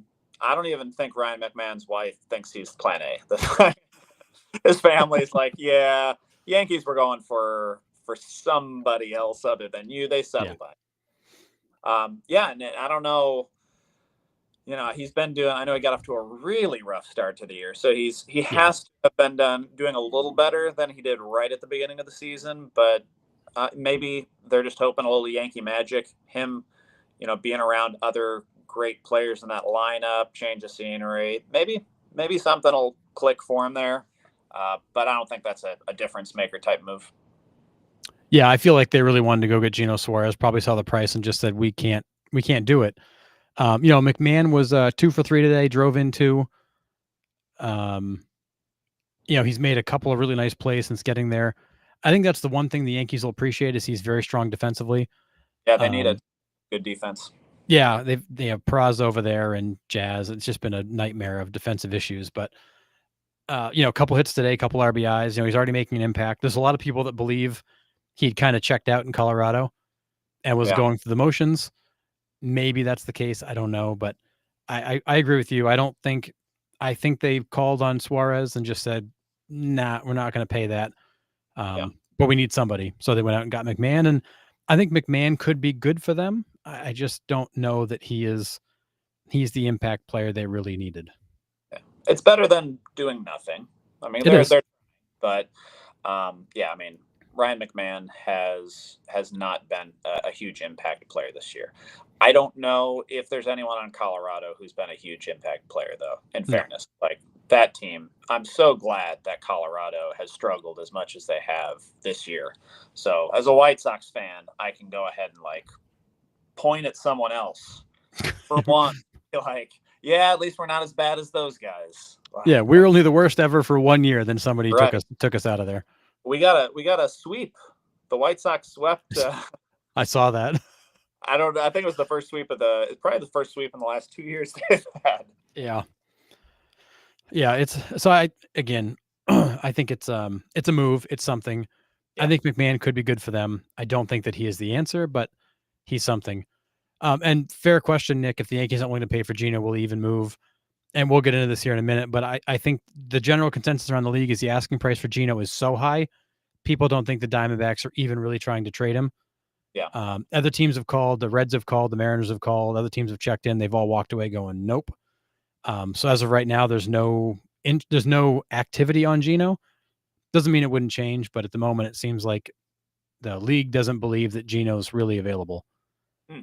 So I do think with McMahon going to New York, it could be that Gino stays. He wants to stay. Arizona said they're fine if he stays. They'd like to try to re-sign him. Who knows? And I do think Cap'n, there's definitely some truth here where if the Yankees did nothing, that fan base would have mutinied. I think they did something. And I didn't do a slide for it, but they also traded for Ahmed Rosario. I don't think anybody cares about that trade. You're talking about a backup infielder, but he at least gives you depth, and he's a guy who's been around. Yeah. Well, they're getting guys to help out when more injuries happen. So I mean, they'll at least have some bodies to put. They won't have to sign Fetty off the waivers. Yeah, they're not going to go dumpster diving. They're going to hopefully have some bodies in there. And yeah, I think depth is important, especially getting into August, September. Guys get tired. Yeah. They need some breathers. You need some guys that can play multiple positions. Rosario's played pretty much everywhere, so he's a guy you can plug in. So we'll see. I think that's going to be hard to move Gino. I don't think this is a bad move for the Yankees. I just don't think it's the move they wanted to make. Yeah. So across town, Gregory Soto to the Mets. The Orioles traded Soto to the Mets for 2 pitchers. Soto's got a 3.96 ERA in 45 appearances. He's been a very stable, steady reliever. He can close games. He's got many saves. He's got many opportunities there. And he's come in late in games when they've needed him to. The Mets obviously need arms. They've had some guys go down. They're starting to see guys kind of hit the wall. But more importantly, a nice depth move in the bullpen. Lefties are super valuable. But are the Mets done? Is this all they're going to do, or do you think they're still looking for more? I mean, I think they're looking for more, but adding bullpen depth is a smart move. I mean, hugely important in the postseason for them to have some arms out of the bullpen, especially with their starting rotation being such a hodgepodge of guys who've been injured and had average production. And then some guys that have kind of came out of nowhere and produced better than maybe you'd have thought. And how long will they be able to keep it up? I think Clay Holmes is probably, I don't know how many innings he's at, but he's got to be beyond what he's ever pitched in a season before. So they've got some guys, Peterson, who I don't think, they're over 100 innings now. Have these guys ever even pitched 150 before? So who knows how long those guys will be able to keep producing for. So I think, I don't think they're done yet. I think they're probably still working the phones, but picking up an arm in the bullpen's a smart move for the Mets. Like they're going to be in the playoff hunt. I think they're still atop their division over the Phillies, or they're tied with them or up by a game or something. They're up by a game now because the Phillies had lost a couple. They're going to need every little thing they can get to go ahead and win that division. And then once you're in the postseason, bullpen help is key. Yeah. Yeah. And Cran, we are with you. The Mets will still Met. They will still do what they always do. And they just can't help themselves. Mike, I agree. I think the Mets are going to bring in a low-level starter. I think they're going to try to find somebody to fill out that rotation. To your point, Justin, Holmes at 113 innings already. His career high 70. Wow. He's made 21 starts, so he's a 5-inning guy. No surprise there. But they are very much going to have to continue to monitor those innings because here we are coming up to August 1st.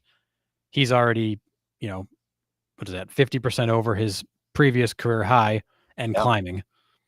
Yeah, he'll be double by the time the postseason hits if he doesn't get injured by then. For sure. I mean, easily. So, and Cap, and I think the Mets, I think several teams are thinking this too. You need to stash some arms because you're going to need some options. You're going to be able to expand the rosters here in a month.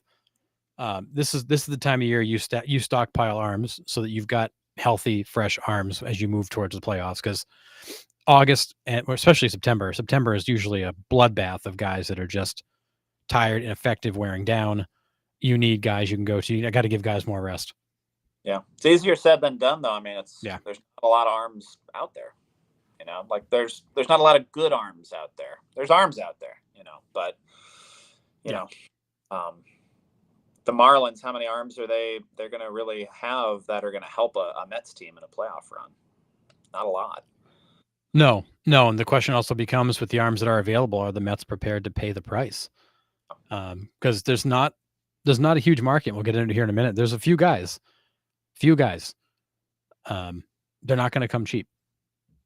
And I think you're right, Nick. I think the Orioles aren't done selling. I think they'd like to move Cedric Mullins. I think they'd like to move Zach Eflin. Yeah. Again, how will those markets develop? I don't know. And who do you think will win the National League East? I mean, that's such a coin flip right now. I'm still going to hang with the Phillies. I think they're the better overall team, but the Mets have been there all along. Yeah, I mean, Mets have kind of surprised me this year. Yeah. I know they spent a bunch of money on Soto, but I felt, in fairness, I felt this way last year too. Phillies, I thought were going to win it all last year. I just think that their pitching is so good that, and they've just got an overall, I feel like, great team. I mean, I'm just waiting for them to win the championship. Like, Phillies are a loaded squad, but you can never quite seem to get it done. So I think I'm always going to go with the Phillies until I'm proven right, because I feel like at this point I've just picked the Phillies to keep winning so much that I've got to stick with it. I can't bail on them, and then they finally win it. Yeah, right. And that's kind of how it feels, is that they can get there. They just can't get over the hump. But I do think that pitching staff alone is enough to keep the Phillies in it. We'll see how that plays out. But so over to my Royals. I got a text message from Nick last night. He's like, "Hey, they just pulled Grichuk from the game. It sounds like he's getting traded." Then, like 2 minutes later, we find out he's going to Kansas City. So he was traded to the Royals for reliever Andrew Hoffman. He's got a 3.86 ERA and 5 Ks and 3 appearances. Didn't get much for him, but they got something for him. Yeah. Grichuk's hitting .243 with 7 home runs and 22 RBI in 69 games. Kind of a utility type guy. Yeah. Is this an impact move for the Royals? Like, is this going to move the needle at all for them? I mean, I was at a Royals game about 2 weeks ago, and they have some really rough players getting playing time in the outfield and at second base. Like, they had some guys that I'm like, well, I pay a moderate amount of attention. I've never heard of this guy before. I'm watching a game, and he's starting, and he's had like 50 to 100 at bats. Like, he's been playing for a while, and I've never heard of this guy before. So they've got a few of those guys that are getting significant playing time at position spots for the Royals. They're buried down in the lineup underneath, some of the bigger names, but beneath all of their Italian sluggers that they have. But I think this is a good move. I don't know if I think it might be too little too late for the Royals. They've never really been able to put it together this year. It's better than what they got, though. Like, they need help on offense. Yeah. Bad. Yeah, big time. And Caglianone just went down. I think it was a hamstring. They're not certain to the extent yet, but he's going to miss some time. And John, I agree. Upgrade, yes. Impactful, no. I think Grichuk is a good fit in the sense that he can play multiple positions. He does have some offensive capabilities. And considering who they're playing in some spots, some nights, it's, he may not be great, but he's an improvement. And Nick, yeah, I think you're right. I think he fits in better than we give him credit for on the surface. It's just the Royals are, the Royals are so far behind offensively that sadly Grichuk doesn't make up much, if any, of that gap. He's a nice piece, though. Yeah, it'd be different if the Royals were, leading their division, and this is just like a minor move to help solidify their offense. But I think it's just going to be one of these moves where it's like, they're not giving up much for him, and they're putting forth a good faith effort to try and compete. But I don't think they have enough to make it in the wild card this year. Yeah, I agree. I was really high on them. I thought they and the Tigers would kind of be the class of the division.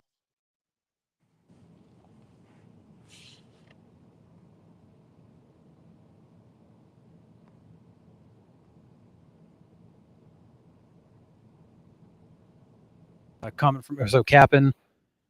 Speaking with the Royals, Seth Lugo just signed an extension, is in trade rumors. I've not heard rumors about any of the pitchers from the Royals.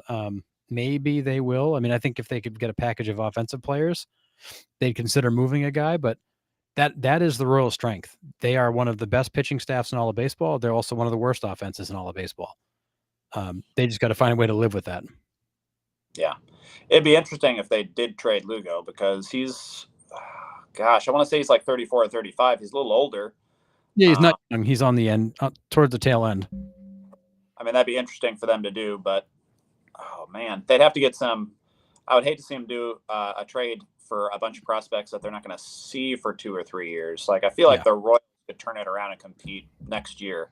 But that'd be an interesting move if they could move him for some offense that could help out immediately. But most teams that are looking for Lugo probably are going to want to trade prospects, not guys that are impactful bats right off the bat. Right. Yeah. The Royals need major league ready players. They don't need more AA prospects. And I feel like Lugo's a tough guy to get major league bats for.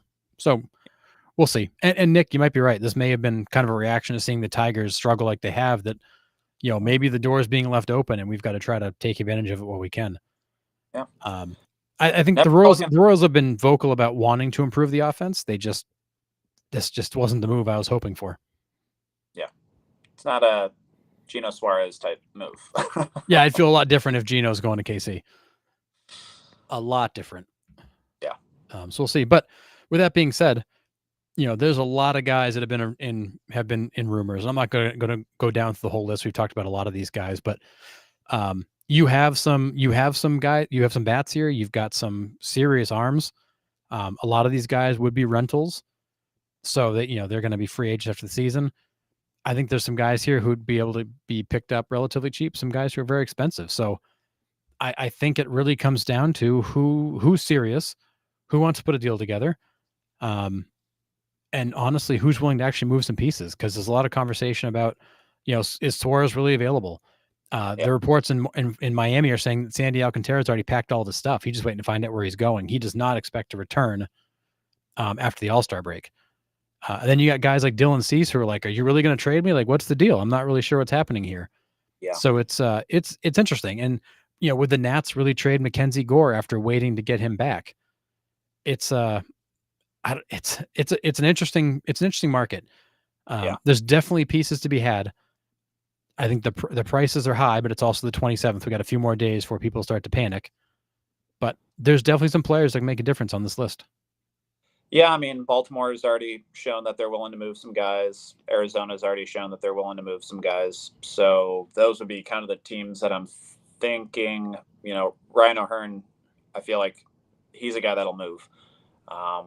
Gallen, like he hasn't had a great year, but he's had some decent starts, in recent weeks. I think Sandy's going to move. I just don't think Sandy's very good. He's just not shown an ability to be a major league pitcher this year. Like, he hasn't done well. So yeah, he's been good his last 3 starts, but his numbers are still horrendous for the year. It was so bad before that. And it's, he's a guy who's coming off of a serious injury. So he might help out a team, but yeah, how much you're going to give up for a guy that, may be just as bad as the guys who you currently have. There's a lot of question marks on this list for sure. I don't understand why the Padres are trying to move Dylan Cease, because I've heard that too. The reports I've read are because he's a free agent at the end of the season, they know they won't be able to re-sign him because they do not have the payroll to do it. So they're looking at it as he's leaving anyways. Can we get something for him? And then there's even some talk about, they were trying to swap Dylan Cease for Alcantara to replace Cease with a younger guy with control. Because for the Padres, they don't have any payroll flexibility. They got to let some of these guys walk when they become free agents. Yeah. And that's kind of the spot they're at. Man, I would hate as a Padres fan to think that you're going to move Dylan Cease, though. Not that the Padres, they're going to be in the playoffs, I think. Seems like it. Anything can happen in the playoffs. I just feel like if you're moving a big arm like Cease, and I'm not a huge Dylan Cease fan, I think he's kind of erratic, but he definitely has the potential. He's a guy who has no-hitter potential every time he goes out there. Like, he's got totally. You'd hate if you're a Padres fan to give up on a guy like that right before you go into the postseason. And then, you get in another situation where you're playing the Dodgers and you got one game to win and Cease isn't there anymore and you're throwing out someone else who's not going to give you as good of a chance to pull off an upset. That would be a tough pill to swallow if I was the Padres fan. Yeah. And Nick was saying the Red Sox actually turned down a package for Jarren Duran. It was Dylan Cease, Ethan Salas, their top catching prospect, the super young kid. And then it was another pitching prospect on top of that. The Red Sox said, pass, we're going to keep Duran, which thank God they should. Yeah. But the Padres are aggressively trying to move Cease. And then, Mike, I tend to agree. I think O'Hearn, Kelly, or Gallen, those are easy moves to make. It would make a lot of sense for those guys to go soon. And this one, Cap'n, I said this the other night. I watched the Braves game a few nights ago, and Marcell Ozuna his hip is busted. And he's not going to get looked at till the season is over, but he can't turn his hips. His power is gone. He was batting ninth for them the other night, and he's just like swinging with his arms. I can't imagine somebody's going to trade for him. He's a rental. He's a free agent at the end of the year. He's 34 now, I think. Busted up hip. What value is there for him at this point when he can't even like pivot his body into a pitch? Yeah. And it's, Ozuna's got a history. It's not exactly like a great clubhouse guy. No, he's definitely got a history that's not ideal. So it seems like a big risk for a guy who's already battling injuries to kind of throw in there, especially since bats are, I just think, easier to pick up. Like, why would you rather go for Ryan O'Hearn, someone who's, playing and doesn't have the baggage? Like, there's other guys out there that you can pick up. Even Mullins, who I don't like at all for Baltimore. Like, you can find some decent hitters out there. Yeah, and you can get some of these guys for dirt cheap. These teams will let them go for not a lot. So, and yeah, I think, Nick, I'm kind of with you. I thought O'Hearn for sure would be the first guy to go. He's been talked about for a while, and it's been very quiet on that front. So, Justin. Yeah, that is weird. So, pivot away from the players for a minute. When you think about the teams, you look at those standings. Which team currently in the race can't afford to miss at the deadline? Who is that one team that has to go make a splash, has to go improve their team to remain in the race? I mean, I was thinking of it more as like, who's the team that should make a move to kind of put themselves at that favorite status? Okay, take that angle. Yeah, that's kind of what I thought of when this question popped first. Like the Cubs, to me, are like a team, they know that it's tough to win a championship, and they've got an opening here. The Cubs would seem like a team that they should make some moves to go ahead and, put all their chips in, make a run for it. They got a young team that can have repeat chances here. So, just like they did back in 2016, like make some moves for, a big bullpen arm or someone else just to help out down the stretch. These chances don't come along very often. Cubs fans know that. So I'd like to see like them go ahead and who already is kind of a favorite, make a move to kind of solidify things a little bit more. In the American League, I mean, I think if you're the Tigers, you got to do something to try to show, like, I think it's just kind of like they're in such a slump right now. They got to do something to try to mix it up, just mess with the variables a little bit.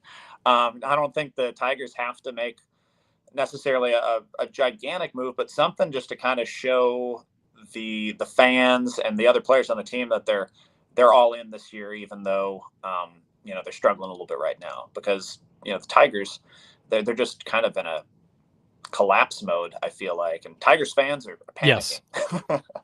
Tigers fans they're not taking it well. No, they're not. They really aren't. And I think that here's a cap and Cubs need a third baseman. A consistent third baseman would not hurt. They've had some moments, but they've not gotten consistent play to that position for most of the season. The Brewers keep coming up. They're going to have a tough time hanging on. I tend to agree. I don't view them as a division winner. I view them as a wild card team. But they've got a tough schedule the rest of the way. And, that's a young team and you don't know what might happen. But for me, I feel like the two teams that kind of have to do something, I feel like the Mariners, we said it last year, they've got the pitching. You need to just go and get the bats and see what this team can do. You have one of the best pitching staffs in all of baseball. Not making the playoffs last year is a tragedy. You've got a shot to make the playoffs this year. You need to go and solidify that lineup and see what can happen in the playoffs. And then for me, the other side of that is I feel the same way about the Phillies. You have, the Mariners and Phillies may be 1A and 1B in terms of best starting staffs in all of baseball. You have to go and get whatever you need to fill whatever gaps you've got, because you won't be able to keep that rotation together long term. Schwarber's a free agent at the end of the season, and you don't know if you can keep him. That JT Realmuto is getting older every year, and he's starting to run down. That Zach Wheeler is going to retire in 2 years. Your window is closing, and you have disappointed the fans year after year for the last 4 or 5 years, and you have to finally make the moves and go all in, because otherwise you're going to miss this window and your fan base is absolutely going to lose it. And I feel for the Mariners, you've never won before. You've got the pitching. You've got to, at some point, put your chips in the middle of the table and just go for it. Yeah, and I think the Phillies is a little more urgent. I feel like you should talk to the Phillies club. Like that was like a Braveheart style speech right there. So round of applause. Like I'm pumped now. Like, yeah, let's go Phillies. Let's get someone. That's their time. They gotta go ahead and win. I'm changing my vote to the Phillies. You convinced me. Sold you on it. They can't. They gotta go ahead and make a move. They gotta go ahead and try to overcome just in crazy competition in the NL. Like they're gonna have a tough road to make it through, but they've definitely got the talent to do it. Dodgers and Cubs are gonna be killer. The Brewers, I just feel like as an organization, like they don't have the money to kind of put behind. Like they've kind of, I think, settled into like the Guardians mode. Like we're going to be a good team, but we can't commit too much to guys because we just don't have the finances for it. In Seattle, I love the Naylor move. Yeah, agreed. I thought that was a great move for them. So I don't know if there's another move out there like that to make, because Naylor's a great bat. So I love that. Maybe maybe they can go ahead, bring Suarez back to Seattle. That would be something. That. I mean, the Naylor move may be, to your point, it may be all they need. You slot him in, you lengthen that lineup. That may be all they need. It's just it's tough because that's a streaky team, and the AL. I mean, if you get to the AL to the World Series, you're playing some juggernaut. The M's are not a juggernaut. That's a good team, but they're not a juggernaut, and they're gonna have to take down some juggernauts on their way. Yeah, I mean, I think I'm not a Mariners fan, but even a World Series appearance for them, I think, would be a huge win at this point. Yeah. I mean, I feel like Seattle's desperate for something. That'd be great for them if they could even make it to the series. Yeah, I totally agree. And John, our resident Mariners fan, Robles back in September. That is big. He had such a great start to the year before he got hurt. That's a big move. And for the Phillies, like Nick said, you've got Dombrowski. Trader Dave loves to make deals. He loves to make big deals. He loves to also empty the farm system and leave the cupboard bare for the next generation. He's the guy you want to have there to go all in, because he'll do it. You just won't love the effects of it down the road. Ask Red Sox fans what we paid for 2018. Yeah, I mean, I think the Phillies, though, like you were saying, like they've got a very small Yep. window. Like they've got to do something. I feel like you've inspired me. I'm ready for the Phillies to make a big move. Let's go. make it Let's do happen. this. All right, I love it. Let's go. All right, let's get off the hot stove talk. Let's have some fun. So I got 5 who is that guys for you tonight, Justin, and we got chat, and they are really good at these. So if you get Good. I'll probably be horrible. yeah, if you get stuck, chat's there. But I think we got some good ones here for you. So I'm feeling confident. All right. Well, I'm glad I can't. So it's just going to be the silhouette. Well, so I'm Nice. giving you the picture. So I give you the clues and then the actual picture of the person. Nick's the silhouette Okay. guy. Oh, okay. Well, I have a hard time recognizing people's faces anyways, so I'll like see people in public who I should know, and I'll be like with my family, and I'll be like, I have no idea who this person is, and they'll be like, they're a neighbor, like you've known them for 5 years. I'm like, oh yeah, like out of context. I'm at the grocery store. I wasn't expecting to see them, so I might be really horrible at That's this. right. We'll see how it goes. Yeah. We'll see how it goes. Worst case, we got chat here to bail us out. All right. So I like it. we'll see how it goes. But let's get started. So first one. Played for 9 seasons between 1997 and 2005. Played for the Astros, Mets, and Rangers. Led MLB with 22 outfield assists in 2003. Best known for being one of only 2 Astros in history to hit 40 doubles and 40 home runs in the same season. So who is that guy? On the Astros, I feel like I should know 40 home runs and 40 doubles in the same season. So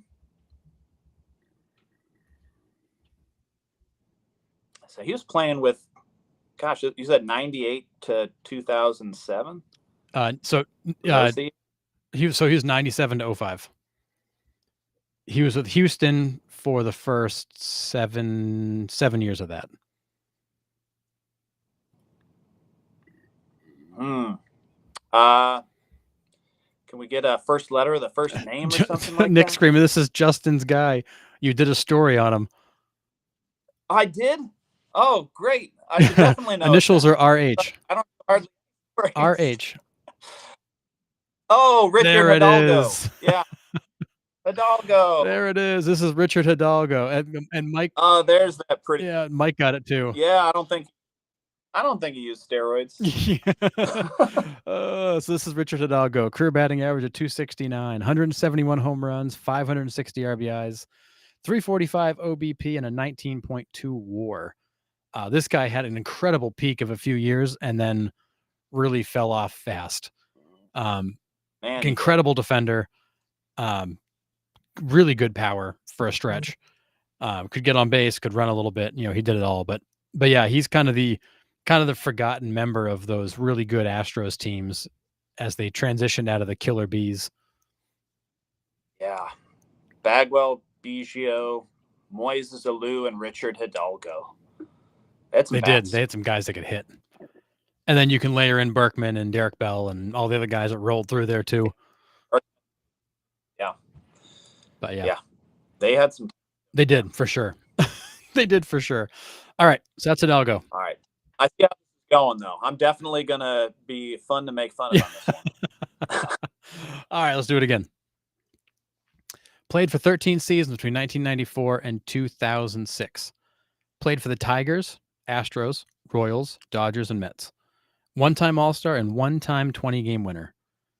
Best known for his colorful personality and a nickname that related to time. Who is that guy? God. A nickname related to time.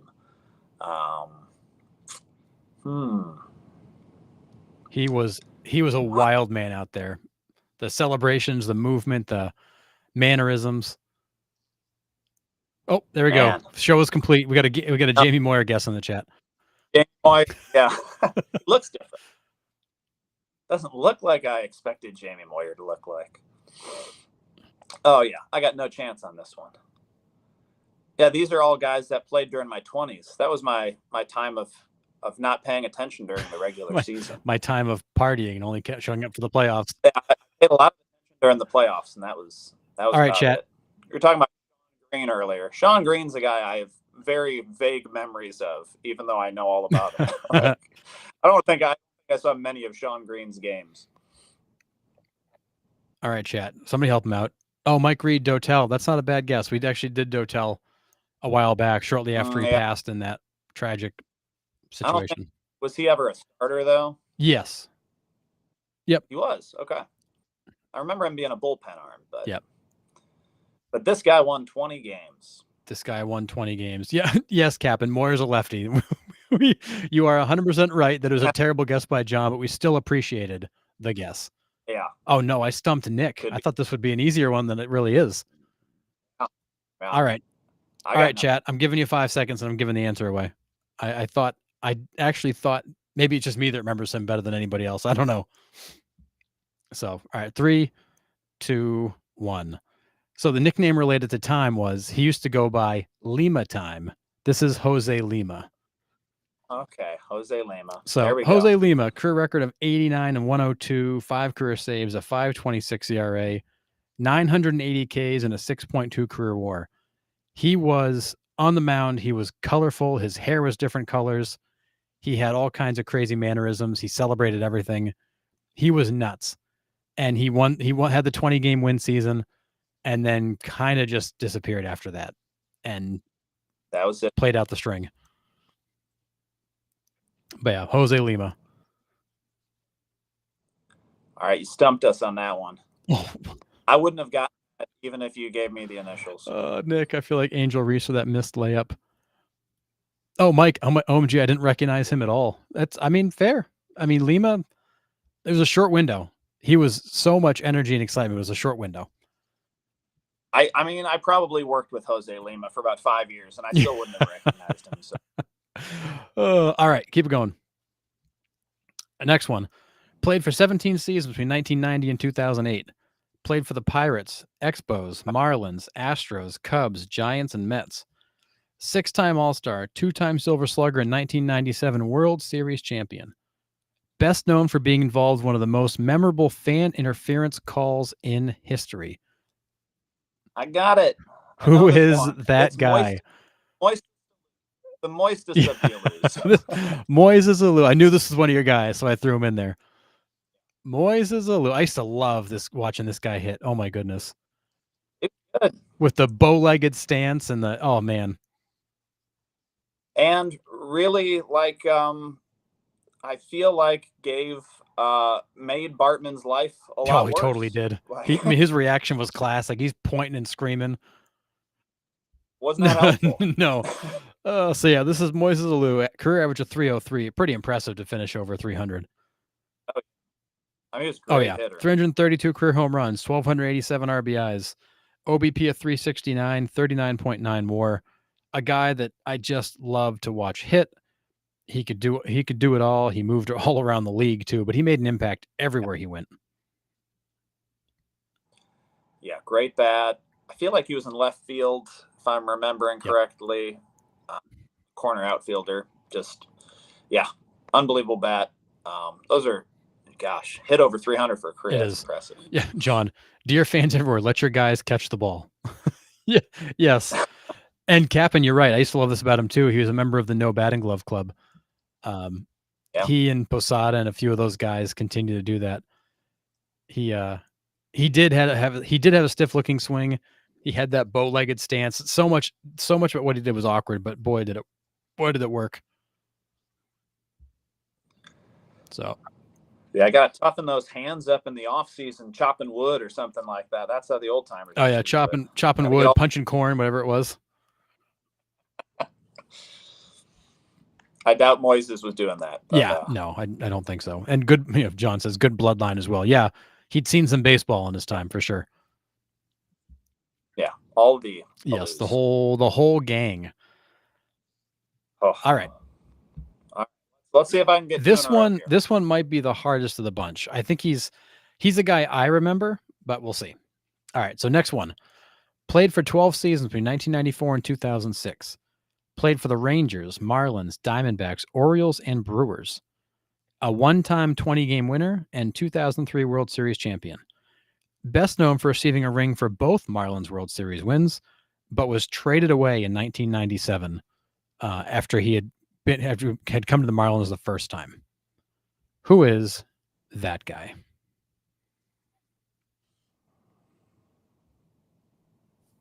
Oh man. Trying to think Marlins, like Al Leiter or something like that, who were on those teams, but I don't remember what he looked like. I was hoping to be like Dontrell Willis or something like that, but that's not him. Came up with the Rangers. He was a highly touted prospect, and then bounced around a little bit. Oh, Josh Beckett? no, you're on the No, same class. Hellickson, you're close on the name, Nick. You're very close on the name. It's not Hellickson, but it does start with the same 4 letters. Starts with hell. Yeah. I'm bust on this one if I didn't get it already. First thought was Roger Pavlik. All right, fair enough. I was expecting I'd get like a Brad Penny or something in the chat, but The 20-game winner. 20-game winner, yeah. And he pitched, he was on the, oh, there we go. We got it in the chat. John got it. Nice job, John. This is Rick Helling. He won 20 He games? did win 20 games. Rick Impressive, right? So yeah, this is Rick Helling, first round pick, high prospect. And then just kind of lost it. But Rick Helling, career record of 93 and 81, 10 complete games, 4.68 ERA, 1,058 strikeouts, career WAR of 21. A guy that had some really good seasons and then some really bad ones, and the fall off was pretty quick. Yeah, he stuck around for a while though. Nice little career. Yeah, I mean, again, nice little career, 93 wins, some complete games, 120 games, has a ring on his hand. Actually, 2 rings on his hand, one that he was in the playoffs for. He pitched out of the bullpen in 2003 for them. That was the tail end of his career, but a guy who came up to a lot of hype with Texas, pitched well for a little while, and then kind of lost it. All right, next one. Played for 15 seasons between 1982 and 1998. Played for the Twins, Royals, Phillies, Marlins, and Dodgers. Also a 1997 World Series champion. Best known for being the first recipient of the Tony Conigliaro Award for his success while managing Tourette syndrome. Who is that guy?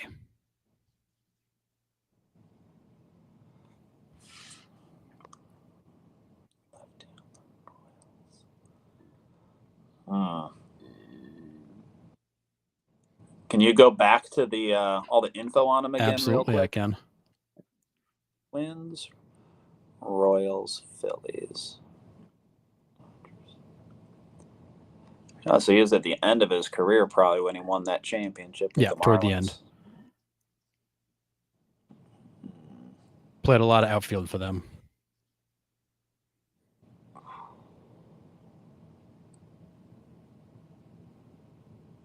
Is it Jeff Conine? Good guess. No. Not Conine. Didn't think it was him. Because Conine, I think, spent more time with the Marlins. Also, I don't think he was retired by. No, Conine is time. Mr. Marlin. We Conine's do have the answer in the chat, but yeah, I'm not going to get it. So this is one I actually thought it'd either be John or Forrest that got. So this is Jim Eisenreich, a St. Cloud, Minnesota native. I figured for sure this would be John or Forrest for sure. So Jim Eisenreich, career average of 290, 52 career home runs, 477 RBIs, 341 OBP, 13.2 WAR. A guy who played a big role with some important teams, but just a guy that played every day, made an impact. Yeah. Hey, he's hitting better than I am right now. I'm at 200, so he's 290. Yeah, high contact guy who's very valuable to the Marlins during that run. But yeah, guy came up. He's a Minnesota native, so I knew that somebody in the chat would recognize that. But a guy I remember from definitely that 97 Marlins team. I watched a lot of that team play. All right. And with that is all I got for you. All right. Well, I killed it on the guessing game there. those are yeah, John Carter, professional hitter. That is absolutely what Eisenreich was. He DH'd a lot. He played the outfield. He was absolutely a professional hitter. A guy that I just remember a lot of big pinch hit at bats, big late game at bats. Guy that just had good at bats whenever you needed one. I feel like you're trying to really upset the Cleveland fans out there tonight with our guessing game. A lot of 97 Marlins. I know it wasn't intentional. It was funny how I kept finding the overlap there. I'm like, I'm going to go with it. So yeah. It is what it is. When I create these, I pick a team and I kind of anchor off of that, and I find the first 2 or 3 guys, and I kind of spider off of them to see who else I can connect to. So sometimes you'll find I pick up a common theme and I carry it through at least part of these. But it's fun. I got a last second trivia one for you here I did today. So maybe you've already seen the answer to it. So this will be a good one for chat. So in the last 100 years, who are the only 2 pitchers that are not in the Hall of Fame that have thrown over 4,500 innings? Oh. So in the last 100 years, and it's even more recent than that. You don't need to go back to good. Thank you. 25 for this. You can think 1950 and 1960 and earlier. Threw for over 4,500 innings. There's 2 guys threw for over 4,500 innings, not in the Hall of Fame. So like Nolan Ryan threw for 5,000 some innings in the Hall of Fame, not him. So 2 guys not in the Hall of Fame that threw for that many innings. Wow. Okay. Yeah, Mike. One's easy. One's a little harder. But they're both names you'd know. Okay. Yeah, the 90s Indians. I was not trying to rub any salt into that wounds. I am shocked they didn't win. I feel like, the first one that comes to mind to me is Clemens. He pitched forever and isn't in. Yep, he's okay. One of them. Clemens is one of them. But who is the other one? Because, most of those guys are in that had that kind of longevity. Yep. He pitched for multiple teams. Thank you, Tommy. Multiple teams, okay. He had a little bit of a journeyman. Had a severe injury mid-career. Oh, is this Tommy John? Yeah, Tommy John. Oh, that's perfect. Wow, so Clemens and Tommy John both, we know why Clemens isn't in the Hall of Fame but anyways, so they both threw for more than 4,500 innings. That's impressive. Yeah, that's a lot. You're not going to get too many guys throwing 4,500 innings. No, not even close. Very few of these guys, even give you 200 innings a season. They have to pitch for 23 years to get there. Yeah. I think Jamie Moyer threw 4,000. Oh, something like that. He's probably the last guy that's even going to get close to that 4,000 mark. Like no one's getting 3,000 anymore, other than guys that have already gotten there or really that's close. Wild. Yeah. 4,500. Tommy John, not in the Hall of Fame. Almost. He was up for a vote for the Eras Committee last year. So okay. For the group that Dave Parker and Dick Allen, he was him and Tiant got some votes, but they didn't get enough. That's too bad. Yeah, the Captain Tommy John needs to be in there just because of the surgery. Yeah. Yeah. Probably, for compared to some guys in the Hall of Fame, he's probably more well known just because of the surgery. Oh yeah, having a surgery gives you a lot of. Everybody knows his name. Most people don't realize that he was actually a player. They assume it's named after the doctor that performed the first one, not the guy that actually had it done. Yeah. That's cool. So all you got, kids, is have a miraculous surgery done on you, and no one's even going to remember your career. Just name a surgery after some tendon in your elbow, and you'll be remembered forever. Oh God, yeah. We say his name so much now. It's just like commonplace baseball conversation. You talk about Tommy John. Sadly enough, it's now a main theme. It's not going away anytime No. soon. It's just ramping up. Yeah. So Moyer 4,074 innings, which is a lot. I mean, that's still a lot of innings. But 4,500 is a lot. It averaged out. Yeah, over his whole career, I'm not a math person, but I think that averages to like 50 innings a year, right? Because he played for a really long time. Yeah, there's the joke. Nick said, Moyer doesn't count because he's still current. Still trying to make his comeback. Oh God, yeah. Sox should.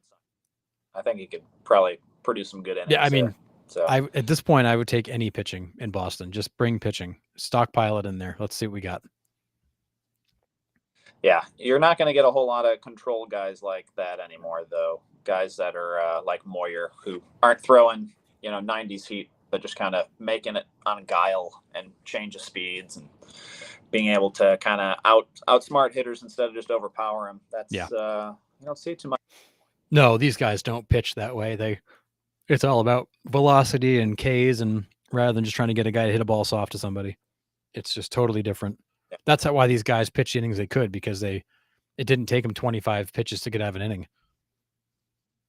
Yeah. I was when I went to the Royals game a couple weeks ago, they had in the outfield one of these things where you can go ahead and throw it and see how fast you're throwing. It was just fun to see a lot of, there's a lot of 20-year-old guys who come in with swagger that like this guy looks like he could throw 90. Everyone's throwing under 80. Like no one's even hitting like 82, 83. Not even like, this is a fastball that could maybe make it in the minor leagues. No. And all these guys are just chucking the ball at this thing without warming up at all. And I was like, oh my God. Like if I went up there and threw as hard as I could without warming up, I think I would need Tommy John surgery, like immediately. Like it wouldn't go well for me. No, that would be really bad. Captain. So Verlander's only at like 3,500 career innings pitched. He's not even close. And Kershaw's, I think, in the same range, maybe even lower. Kershaw's under 3,000. Oh, you're right. He is, because he had the time he missed. He's at 2,800. Yikes. No. He might not the way things are going. I mean, yeah. He doesn't have. I'd have the ambulance on speed dial for sure. All right. Anything else before we go, Justin? No. I think we've talked about me stretching enough. I think we're. I got to stretch to get out of bed at this point. Like I pull my calf the other morning just getting out of bed. The struggle is real, man. The struggle is real.